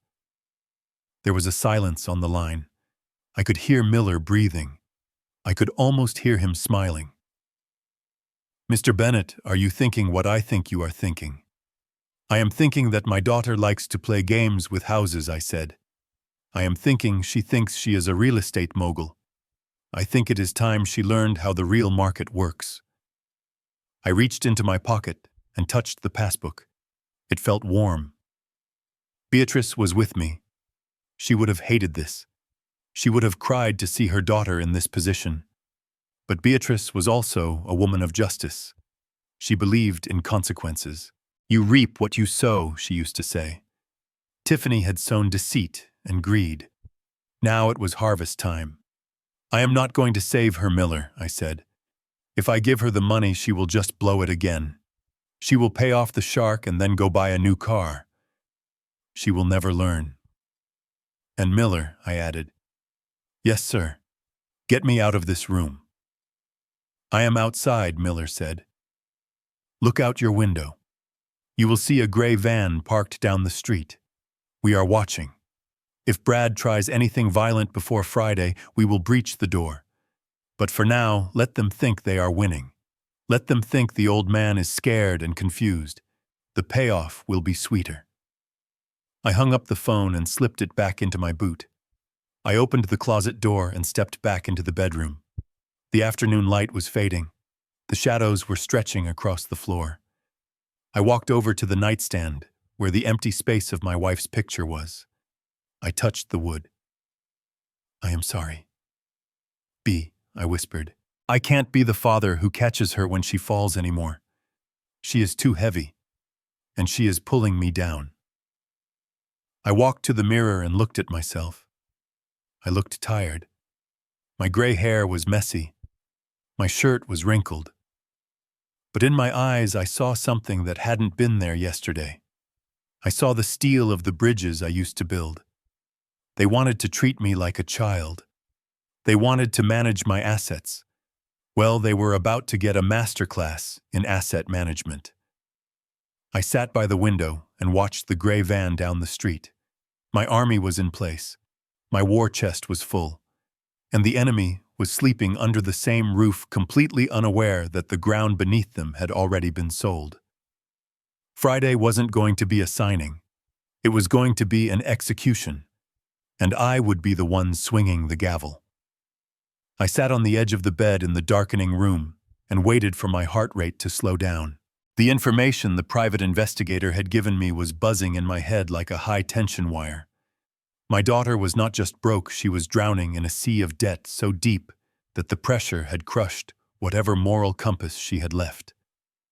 She was terrified, and terror makes people dangerous, but it also makes them predictable. I reached into my boot and pulled the phone out one more time. I had one more call to make. This was the call that would turn the tables. This was the call that would change me from a victim into the one thing Tiffany and Brad feared most: a creditor. I dialed Henderson's direct line. It was late, almost 9 o'clock, but he answered on the first ring. He knew that things were escalating. Mr. Bennett, Henderson said, his voice tight with worry. "Is everything all right? Are you safe?" "I am safe for now," I said, keeping my voice low. "But we need to move fast." Miller told me about the situation. He told me about the third mortgage on Tiffany's house. He told me the bank is selling the note because it is a toxic asset. "Yes," Henderson said. "I saw the report. It is a financial disaster. The bank is looking to offload that debt for pennies on the dollar just to clear their books. They are preparing a bulk sale to a collection agency in New Jersey next week." "I do not want it to go to New Jersey," I said, gripping the phone. "I want it." There was a pause on the line. A long, heavy silence. "Excuse me, Mr. Bennett," Henderson asked, sounding confused. "You want what?" "I want to buy the debt," I said, my voice steady and cold. "I want the Bennett Trust to purchase the mortgage note on 12 Maple Drive. I want to buy the personal loans. I want to buy the credit card judgments. I want to buy every single piece of paper that says my daughter owes money. I want to be the one holding the leash." Mr. Bennett, Henderson stammered. "I understand your anger, but as your financial advisor, I have to tell you that is a terrible investment. You would be buying bad debt. The likelihood of recovery is 0. You will never get that money back. You would be throwing $400,000 into a black hole. I am not buying it for the return on investment." "Henderson," I said, cutting him off, "I am buying it for the leverage. Beatrice left me this money to protect myself. Well, the only way to protect myself from a shark is to become a bigger shark. If I own the mortgage, I own the house. If I own the house, I can decide who lives there." Henderson was silent for a moment, processing the strategy. I could hear the clicking of a keyboard in the background. "Technically, it is possible," he said slowly. "Since it is a private trust, we can execute an assignment of mortgage. We can purchase the distressed asset directly from the bank. They will be happy to get cash. We can have the paperwork drawn up and filed with the county clerk by tomorrow afternoon. But once you do this, there is no going back. You will be the mortgagee. You will have the legal right to foreclose on your own daughter." "That is exactly what I want," I said. "And what about the other matter?" Henderson asked. "The private loan, the one from Mr. Moretti." "That is trickier," I said. "We cannot buy that legally. But if I own the house, I control the asset Moretti is trying to seize. If Brad tries to use my equity to pay him, I can block it. I need to be the wall they run into." "Do it, Henderson. Empty the liquid funds if you have to. Buy the debt. I want my name on that title by Friday morning." "Consider it done," Mr. Bennett, Henderson said. "I will call the bank's asset recovery department tonight. By the time you wake up, you will be the bank." I hung up the phone. I felt a strange sensation in my chest. It wasn't happiness. It was power. For the last 2 days, I had felt small. I had felt old. I had felt like a piece of furniture being moved around against my will. Now I felt like the foreman again. I was holding the blueprints. I was calling the shots. I hid the phone back in the boot and sat on the bed. I looked at my hands. They were shaking less now. I took a deep breath and prepared for the next act of the play. I had to keep them calm. I had to make them think they were winning for just 48 more hours. Suddenly, the lock on my bedroom door clicked. I quickly lay back on the pillows and pulled the quilt up to my chin, assuming the posture of a frail, defeated old man. The door opened, and a wedge of yellow light spilled into the room. Tiffany walked in. She had changed out of her power suit into a soft robe, but her eyes were still hard and alert. She was carrying a tray with a steaming bowl of soup and a glass of water. "Dad," she said, her voice sickly sweet, "I brought you some dinner. You didn't eat lunch. We can't have you getting weak." She set the tray down on the nightstand. The soup was thick and creamy, smelling of mushrooms and something else. Something chemical. Maybe it was just my paranoia, but I wouldn't put it past her to crush a sleeping pill into the bowl. She needed me docile. She needed me compliant. I sat up, slowly groaning as if my back hurt. "Thank you, Tiffany," I whispered. "I am not very hungry." "You have to eat," she said, picking up the spoon. "You need your strength for the trip." "Trip?" I asked, blinking my eyes. "Yes, the trip," she said, smiling a smile that didn't reach her eyes. "Brad and I were talking. After we get the paperwork sorted on Friday, we think you should take a vacation. We found a lovely rehabilitation resort in Florida. It is right on the beach. You love the ocean, don't you, Dad? It will be good for your lungs." She was selling it hard. Florida. The beach. It sounded like paradise, but I knew what it really was. It was exile. She wanted to ship me 2,000 miles away so she could demolish my house without me watching. She wanted me to sit on a beach while the bulldozers tore down the walls I had framed. "Florida sounds nice," I said, lying through my teeth. Beatrice always wanted to go to Florida. Tiffany nodded, eager to close the deal. She reached into the pocket of her robe and pulled out a folded document. It was the deed transfer, the same one Brad had been photographing earlier. "So here's the plan," she said, unfolding the paper and smoothing it out on the blanket. "Since we are all agreed on the sale, I need you to sign this preliminary agreement. It just allows Brad to list the property tomorrow. That way we can get the cash for your Florida trip faster." She held out a pen. It was a nice pen. A Mont Blanc, probably bought with a maxed-out credit card. "Just sign right there at the bottom, Dad," she said, pressing the pen into my hand. "It is just a formality." I looked at the paper. It wasn't a listing agreement. I could see the legal language even without my reading glasses. It was a quitclaim deed. If I signed this, I was transferring ownership of the house to her immediately for the sum of $1. She wasn't listing it. She was stealing it. My heart started to pound. This was it. The moment of truth. If I signed, I lost everything. If I refused, she might get violent or call Brad in to force me. I needed a middle ground. I needed to stall. I took the pen. My hand was trembling, and I let it tremble. I amplified it. I made my hand shake so bad that the pen rattled against the clipboard. I can't," I stammered. "My hand. It is the arthritis. It is shaking too much." "Just try, Dad." Tiffany said, her voice getting impatient. "Just make an X. That is legal. Just make a mark." I lowered the pen to the paper. I watched the ink tip hover over the signature line. Tiffany was leaning forward, holding her breath. She was so close to the money she could taste it. Then I let the pen slip. It fell from my fingers and rolled onto the floor, sliding under the bed. "Oh, clumsy me!" I cried out, clutching my wrist. "It hurts, Tiffany. It hurts so bad. I can't grip it." Tiffany let out a noise of frustration. She dropped to her knees to look for the pen, but it was gone in the shadows. "Dad, seriously," she snapped, standing up.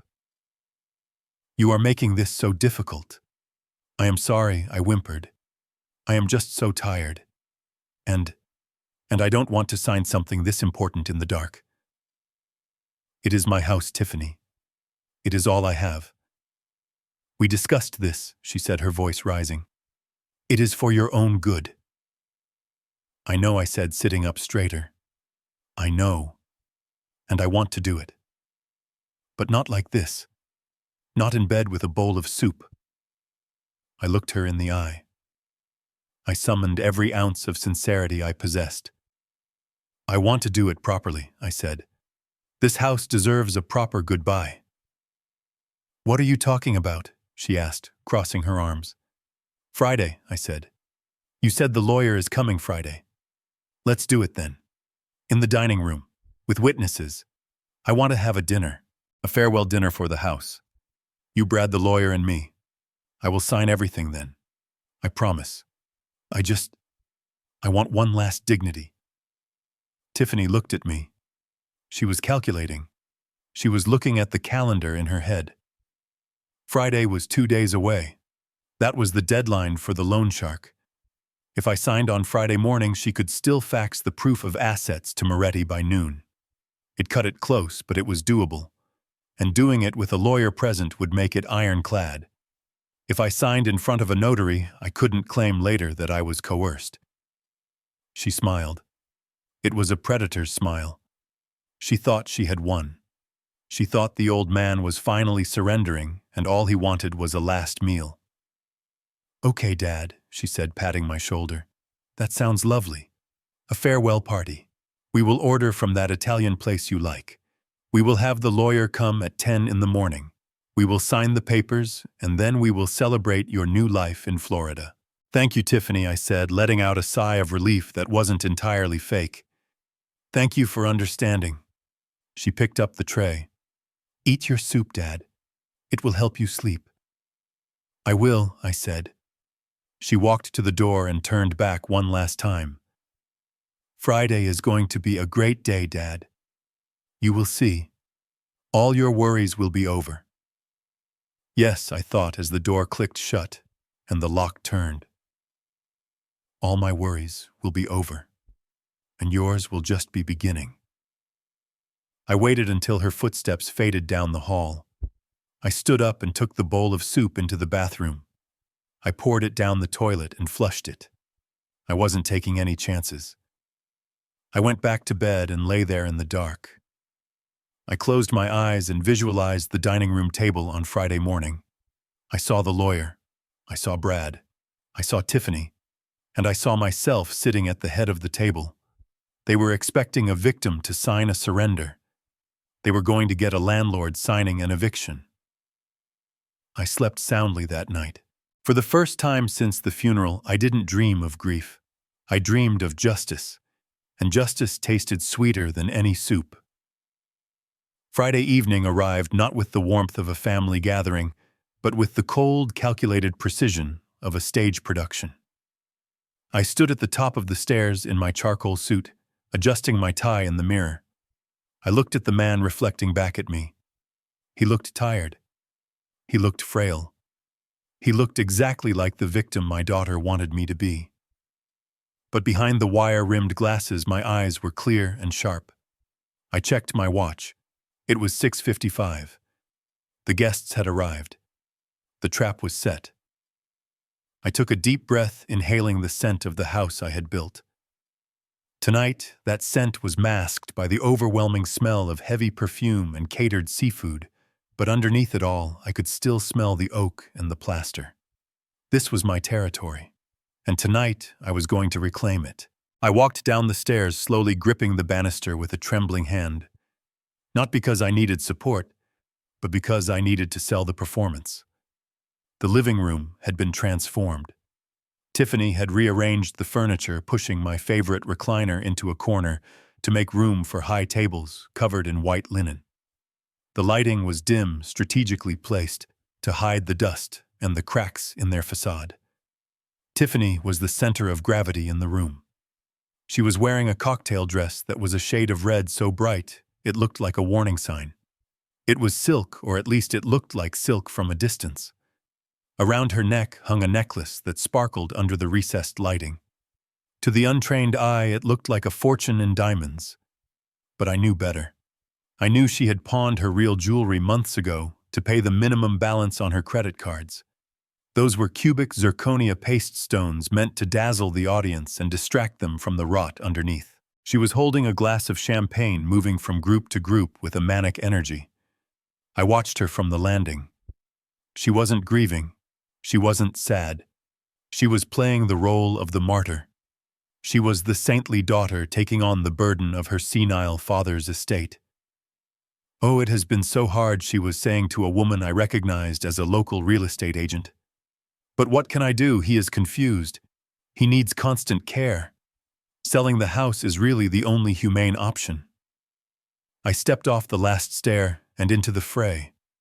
The room went quiet for a split second as people noticed me. Then the whispers started. I could hear them buzzing like flies. "That is him. He looks so old. I heard he wandered off downtown yesterday. Poor Tiffany." Tiffany rushed over to me, her heels clicking on the hardwood. She grabbed my arm with a grip that was firm enough to leave a bruise masked as a supportive touch. "Daddy," she cooed loud enough for everyone to hear. "You made it down. Look, everyone. He is having a good day today." She guided me into the room like a show pony. I looked at the guests. There were about 20 of them.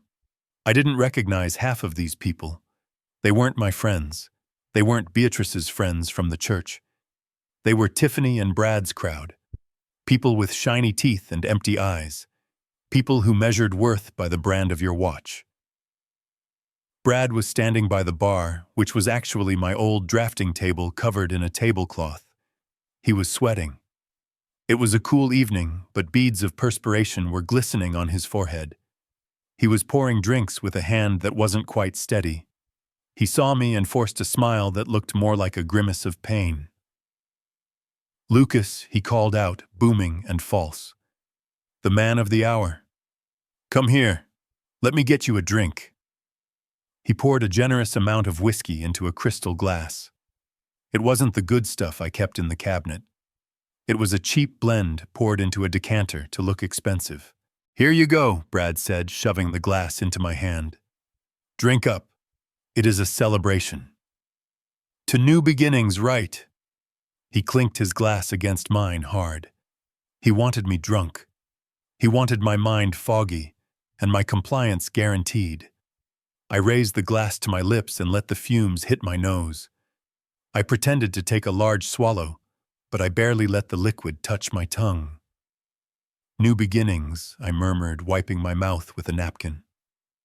I moved through the room, clutching the glass like a lifeline. I let people approach me.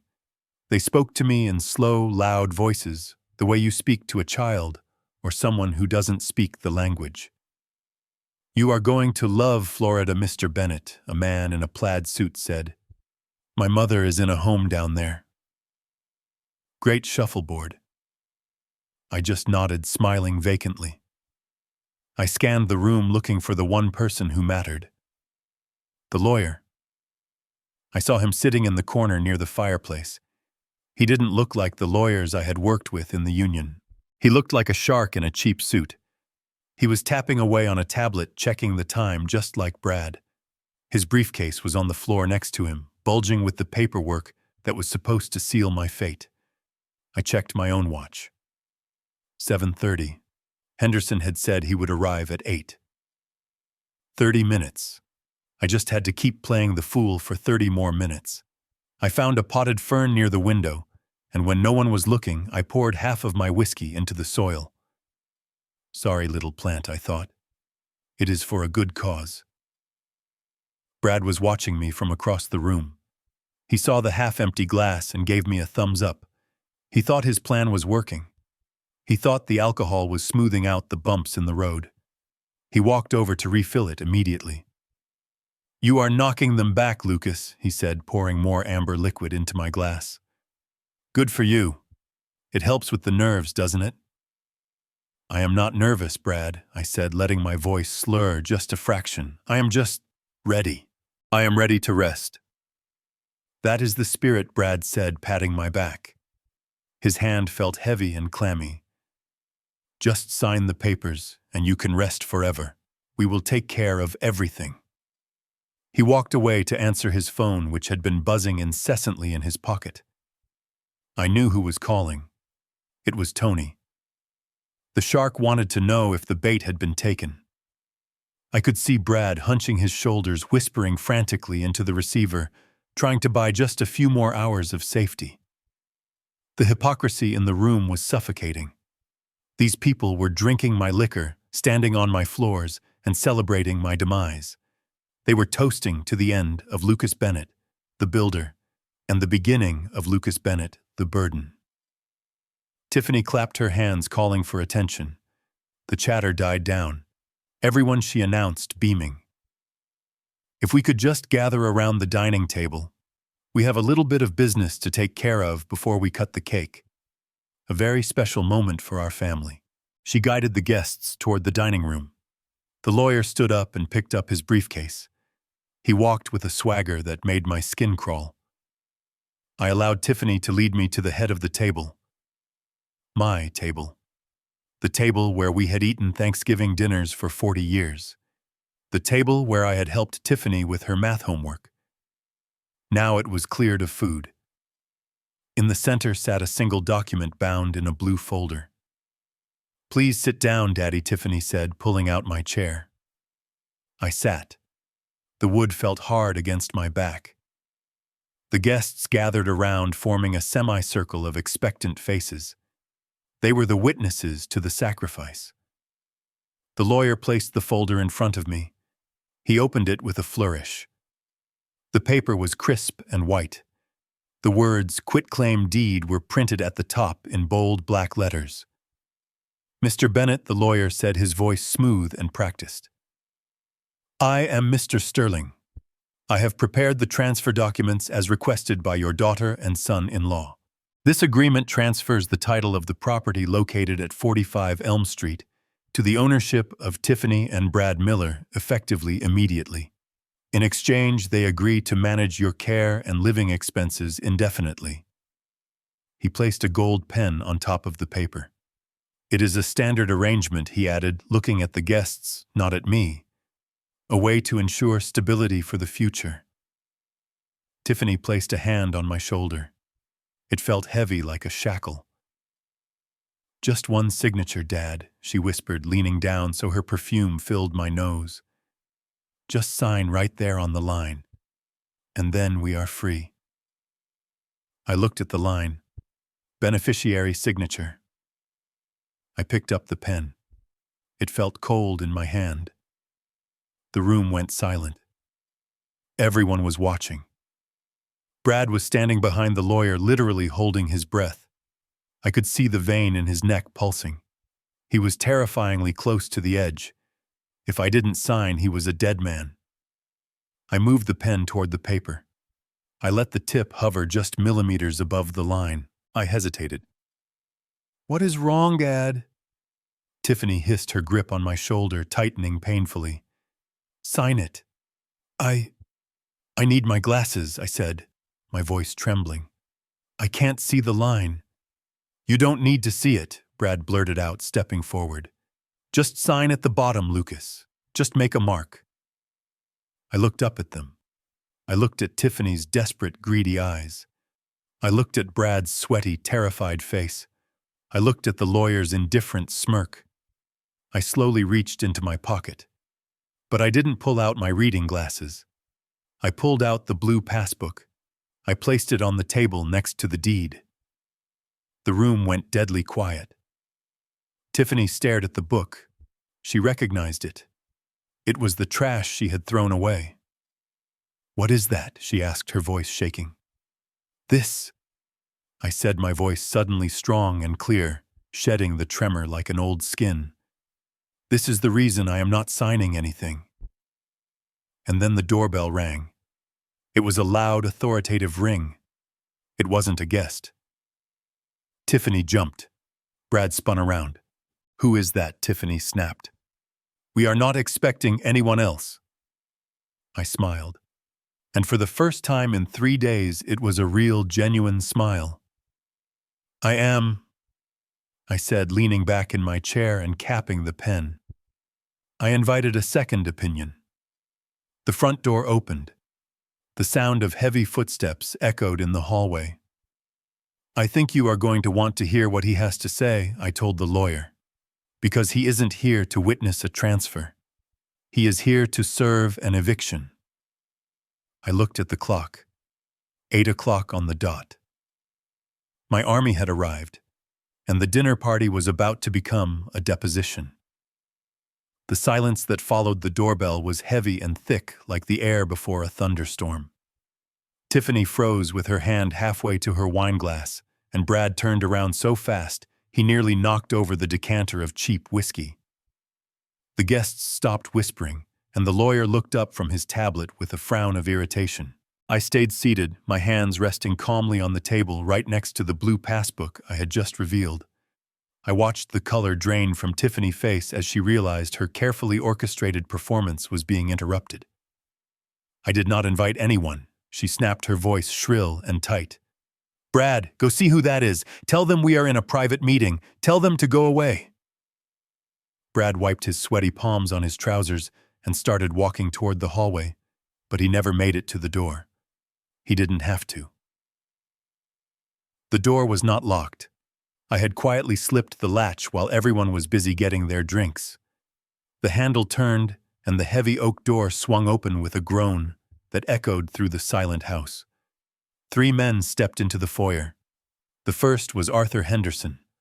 He looked impeccable in a dark suit holding a leather briefcase that looked far more serious than the cheap one the lawyer Mr. Sterling was clutching. Behind him stood 2 uniformed police officers, their faces grim, their hands resting near their belts. They were not here for a social call. They filled the entryway with an aura of authority that made the air in the room feel suddenly thin. Tiffany let out a gasp. She looked at the police and then she looked at me. A spark of triumph lit up her eyes. She thought she understood. She thought the neighbors had called because I had wandered off again, or maybe she thought they were here to take me to the hospital. She assumed the system was finally working in her favor. "Oh, thank God," she cried out, rushing forward with her arms outstretched. "Officers, I am so glad you are here. My father is having an episode. He is confused. He is refusing to sign his medical paperwork. He is being aggressive. We were just about to call you ourselves." She pointed a manicured finger at me, playing the victim to perfection. "Please, you have to help us," she pleaded. "He needs professional care. He is not in his right mind." Mr. Henderson stepped past her. He did not even look at her. He walked straight into the dining room, his eyes locked on mine. He did not look at the guests. He did not look at Brad, who was shrinking back against the wall. He walked until he was standing at the opposite end of the dining table, facing me directly.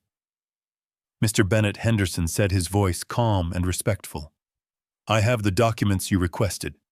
The transaction was finalized at 4:30 this afternoon." Tiffany froze. She turned slowly, looking from Henderson to me. Transaction. The word hung in the air. It was not a word you used for medical transport. It was a word you used for business. "Who are you?" she demanded, marching back to the table. "This is a private family matter. I am his power of attorney." "Well, I will be in 5 minutes. You have no right to be here." I looked at Tiffany. I looked at the lawyer, who was now hastily shoving papers back into his bag, sensing that the tide had turned. I looked at the guests, who were watching with open mouths. It was time. I gripped the arms of my chair. For 3 days I had shuffled. For 3 days I had hunched my shoulders and dragged my feet. For 3 days I had played the part of the dying old man. But the play was over. I pushed myself up. I did not struggle. I did not wobble.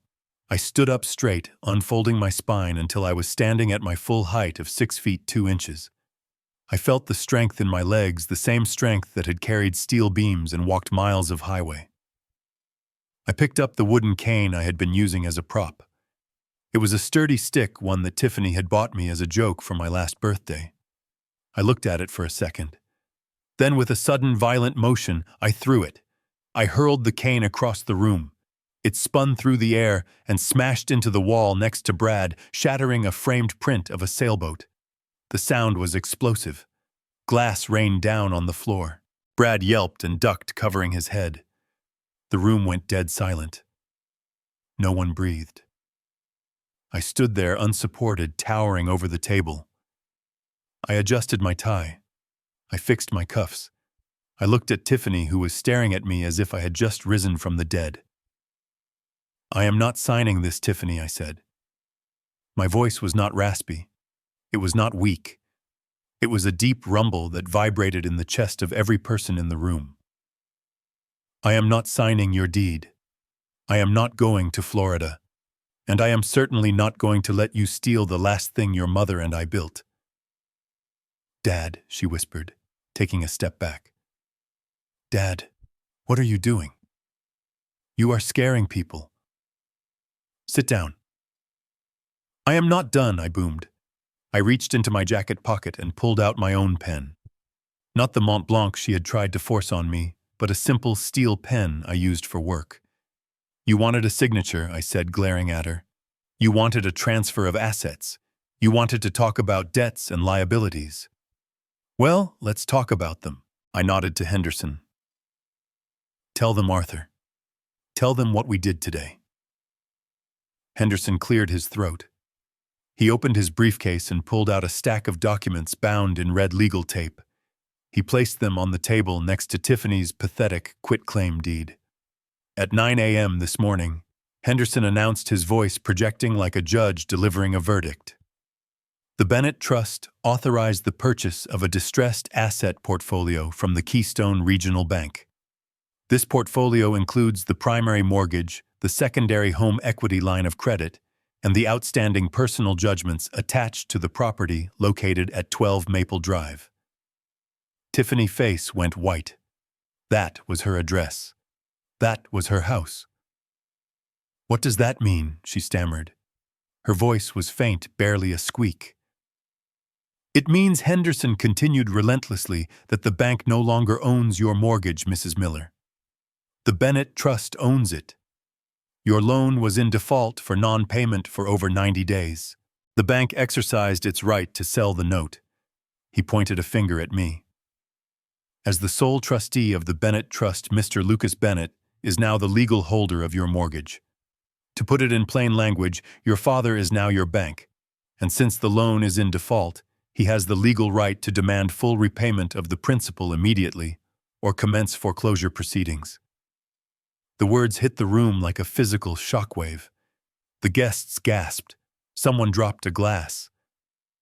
The lawyer, Mr. Sterling, actually stood up and started backing toward the door, muttering something about a conflict of interest. Tiffany looked at me. Her eyes were wide and hollow. She tried to process the math. She tried to understand how the father she thought was broke had just bought her debt. "You," she whispered. "You bought my house." "I didn't buy your house," I said coldly. "I bought your mistakes." I picked up the blue passbook from the table. The same book she had thrown in the trash. The book she had called junk. I held it up so everyone could see the worn cover. "You called this garbage," I said, walking around the table toward her. "You said Mom never had any money. You laughed at her saving. You laughed at her coupons. You thought you were so much smarter than us with your leased cars and your fake jewelry." I threw the book onto the table. It landed with a heavy thud right in front of her. "Mom didn't leave you cash, Tiffany," I said, my voice thick with anger. "She knew you would spend it. She knew you would waste it on appearances. So she left this." I leaned in close to her face. I could see the cracks in her foundation. "She left me the power to save you or the power to destroy you. She left me the power of life and death over your financial future. And you know what the funny thing is?" I paused, letting the tension stretch until it was almost unbearable. "If you had just come to me, if you had just told me the truth, if you had said, 'Dad, we are in trouble, please help us,' I would have given you everything. I would have sold the house. I would have slept on a park bench to help you. Because that is what fathers do. Tiffany started to cry. Real tears this time. Ugly, terrified tears. But you didn't ask, I spat. You tried to steal. You tried to trick a dying woman and a grieving man. You brought a shark into our lives. At the mention of the shark, Brad let out a sound that wasn't human. It was the howl of a trapped animal. He realized the game was up.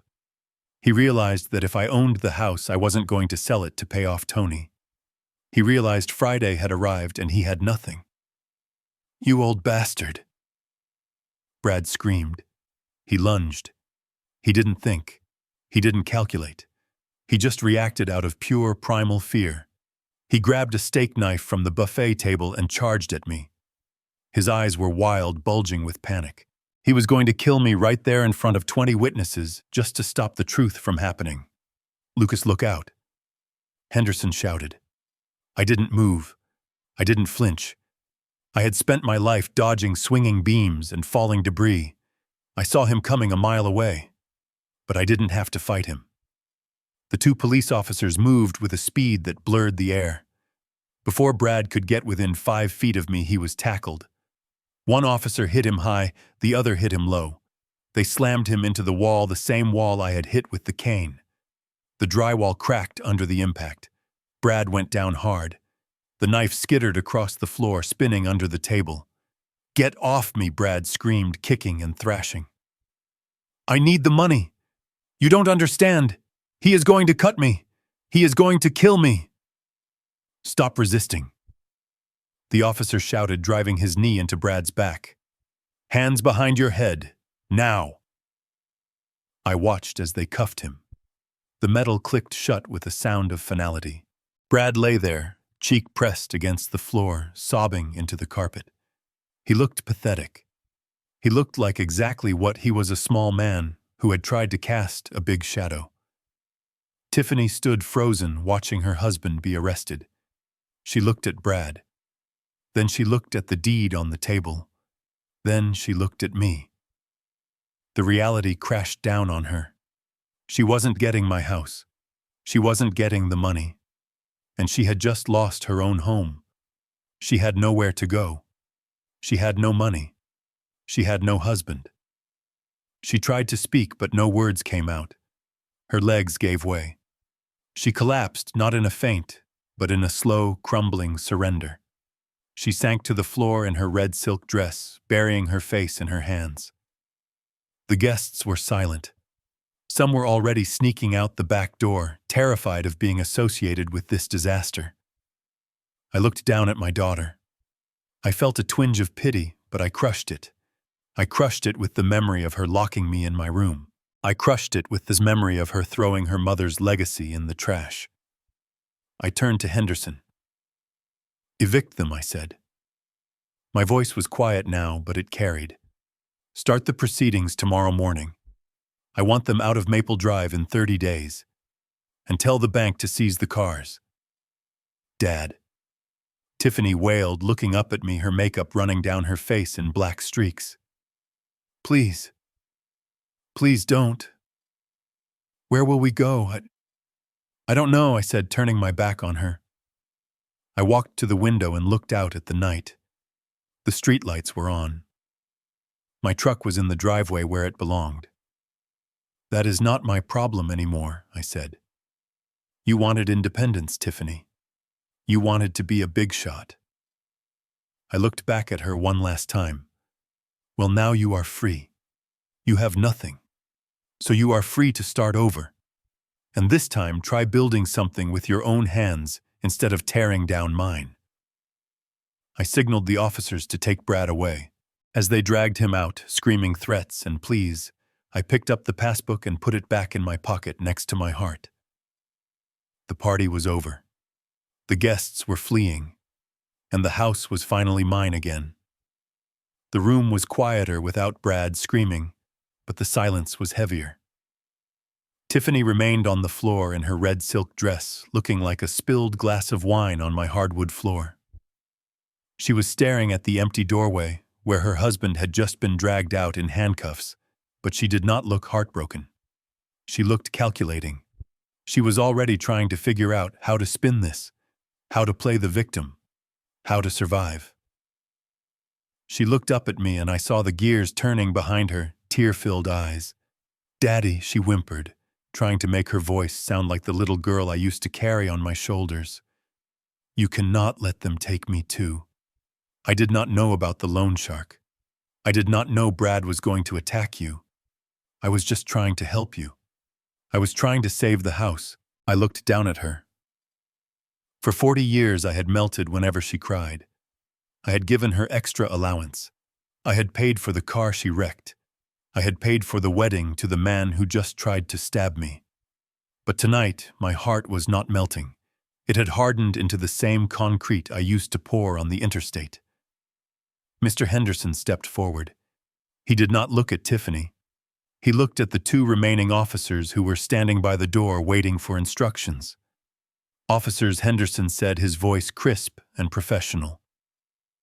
"There is a second matter. The Bennett Trust has uncovered evidence of wire fraud and forgery regarding the attempted access of Mrs. Beatrice Bennett's accounts 3 days prior to her death. We have digital logs showing an attempt to use a falsified power of attorney document originating from the IP address registered to Tiffany Miller." Tiffany gasped. Her hand flew to her mouth. She thought that secret had died with her mother. "That is a lie," she shrieked, scrambling to her feet. "You cannot prove that." "Mom was sick. She didn't know what she was doing." "We have the recording," Henderson said calmly. "Your mother called the fraud department while you were in the room, Tiffany. She left the line open. We heard you threatening to withhold her pain medication if she did not sign." The color drained from Tiffany's face completely. The guests who were still lingering near the exit gasped in horror. Threatening a dying woman. It was a low that even they could not comprehend. "But that is not all," I said, stepping forward. My voice was steady. I pulled the small flip phone from my boot. "You locked me in my room for 2 days, Tiffany. You took my keys. You took my phone. You told everyone I was senile so you could imprison me in my own home. You committed false imprisonment and elder abuse. I did it for your safety," she cried, desperate now. "You were wandering. You were confused." "I was not confused," I said, "and I was not alone." I pointed to the smoke detector on the ceiling in the hallway.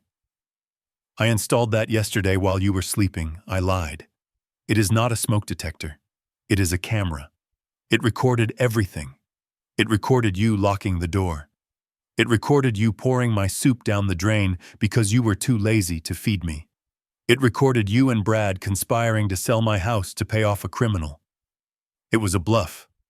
I hadn't installed a camera." But Tiffany didn't know that. Her guilt was so heavy she believed it instantly. She looked at the smoke detector and she crumbled. Officer Henderson said, nodding to the policeman, "Take her into custody. The charges are fraud, forgery, and elder abuse." The officers moved in. Tiffany tried to back away, knocking over a chair. "No," she screamed. "No, you cannot do this. I am his daughter. Dad, please. Please tell them to stop. I will change, I promise. I will take care of you. We can go to Florida, just you and me." The handcuffs clicked around her wrists. It was a cold, mechanical sound. I walked up to her one last time. She was shaking. Her expensive dress was wrinkled. Her fake diamonds were dull under the harsh lights. "You are not going to Florida, Tiffany," I said softly. "And you are not going to Maple Drive either." "What do you mean?" she sobbed as the officer took her arm. "I mean I am exercising my right as the mortgage holder," I said. "I am foreclosing. Tonight. I want you out. I want your things out. I want the keys on the table." "But I have nowhere to go," she wailed. I looked at her. I looked at the daughter who had thrown her mother's life in the trash. "Then you better start walking," I said. "I hear the bus runs all night." I watched them lead her away. She was screaming and crying, begging me to be a father. but I had been a father for 45 years. Tonight, I had to be a judge. The front door closed, and the house was finally silent. I turned to the guests who were paralyzed with shock. "The party is over," I said. "Get out." They scrambled for the door like cockroaches when the lights turn on. Within a minute, I was alone. I stood in the middle of the mess, the broken glass, the spilled wine, the fake deed on the table. I felt tired. My bones ached, but the air in the house felt lighter. The smell of greed was gone, replaced by the smell of justice. Henderson walked up to me and placed a hand on my shoulder. "Are you okay, Lucas?" he asked. I looked at the empty room. I looked at the spot where Beatrice's picture used to hang. "I will be," I said. "I just need to do some cleaning." 6 months later, the winter had melted into a warm Pennsylvania spring. The oak tree in the backyard was full of new green leaves, and the sound of construction filled the air. But it wasn't the sound of demolition. It was the sound of restoration. I stood on the front lawn holding a cup of coffee, watching the crew finish painting the porch. I had hired the best guys in the union. I paid them double the going rate because I knew the value of good labor. The house didn't look old anymore. It looked dignified. I had replaced the roof, fixed the foundation, and turned the guest room into a library. I didn't go to the nursing home. I didn't go to Florida. I stayed right here where my memories lived. The $8 million had changed my life, but not in the way Tiffany had imagined. I didn't buy a yacht. I didn't buy sports cars. I bought peace of mind. I walked back into the kitchen, which now smelled of fresh coffee and cinnamon toast, not fear and stale takeout. On the table sat a stack of letters. They weren't bills. They were thank you notes. I sat down and opened one. It was from a woman named Martha, a retired teacher in Ohio. Her son had tried to steal her pension using a fake guardianship order. Thanks to the legal team I had hired, she had won her case and kept her home. This was my new job. I had used the interest from Beatrice's investments to start the Beatrice Bennett Legal Defense Fund. We hired aggressive lawyers, not the strip mall kind, but the shark kind, and we sent them to protect elderly people who were being exploited by their families. We were the nightmare for every greedy child who thought they could rob their parents. Every time we won a case, every time we saved a house, I felt Beatrice smiling at me. We were cleaning up the world one ungrateful child at a time. I heard a bark from the living room. A moment later, a golden retriever with one flopped ear came bounding into the kitchen, his claws clicking on the linoleum. "Hey, Buster," I said, scratching him behind the ears. "You hungry boy?" I had adopted Buster from the shelter the week after the party. He was old like me. His owners had dumped him because he had arthritis and couldn't run anymore. Tiffany would have called him junk. I called him family. He didn't care about my money. He just wanted to be near me. That was more loyalty than I had gotten from my own blood in 20 years. I finished my coffee and grabbed my keys. Not the keys to a luxury sedan, but the keys to my 1978 Ford F-150. I had fully restored it. The engine purred like a kitten, and the paint gleamed under the sun. "Come on, Buster," I said. "Let's go for a ride." We walked out to the truck. I lifted Buster onto the seat and climbed in behind the wheel. The cab smelled of leather and Old Spice. It felt like home. Before I started the engine, I reached into the glove compartment. I pulled out the blue Passbook. It was full now. The pages were covered in transaction records, withdrawals for legal fees, deposits from investments, notes about the people we had helped. It wasn't just a book of numbers anymore. It was a diary of justice. I placed it on the passenger seat right next to Buster. I looked up at the sky. The clouds were white and fluffy, drifting lazily over the house I had built and saved. I patted the dashboard. "We did good, Bea," I whispered. "We took out the trash. The house is clean." I put the truck in gear and pulled out of the driveway. I wasn't driving away from my life. I was driving into it. I was Lucas Bennett. I was 78 years old. I was a millionaire, and I was just getting started. If you enjoyed this story of justice and karma, please hit the like button and subscribe to the channel. Share this with someone who needs to know that it is never too late to stand up for yourself. And tell me in the comments if you would have forgiven Tiffany or if you would have done exactly what I did. I will see you in the next story. Stay strong and never let anyone tell you that you are finished.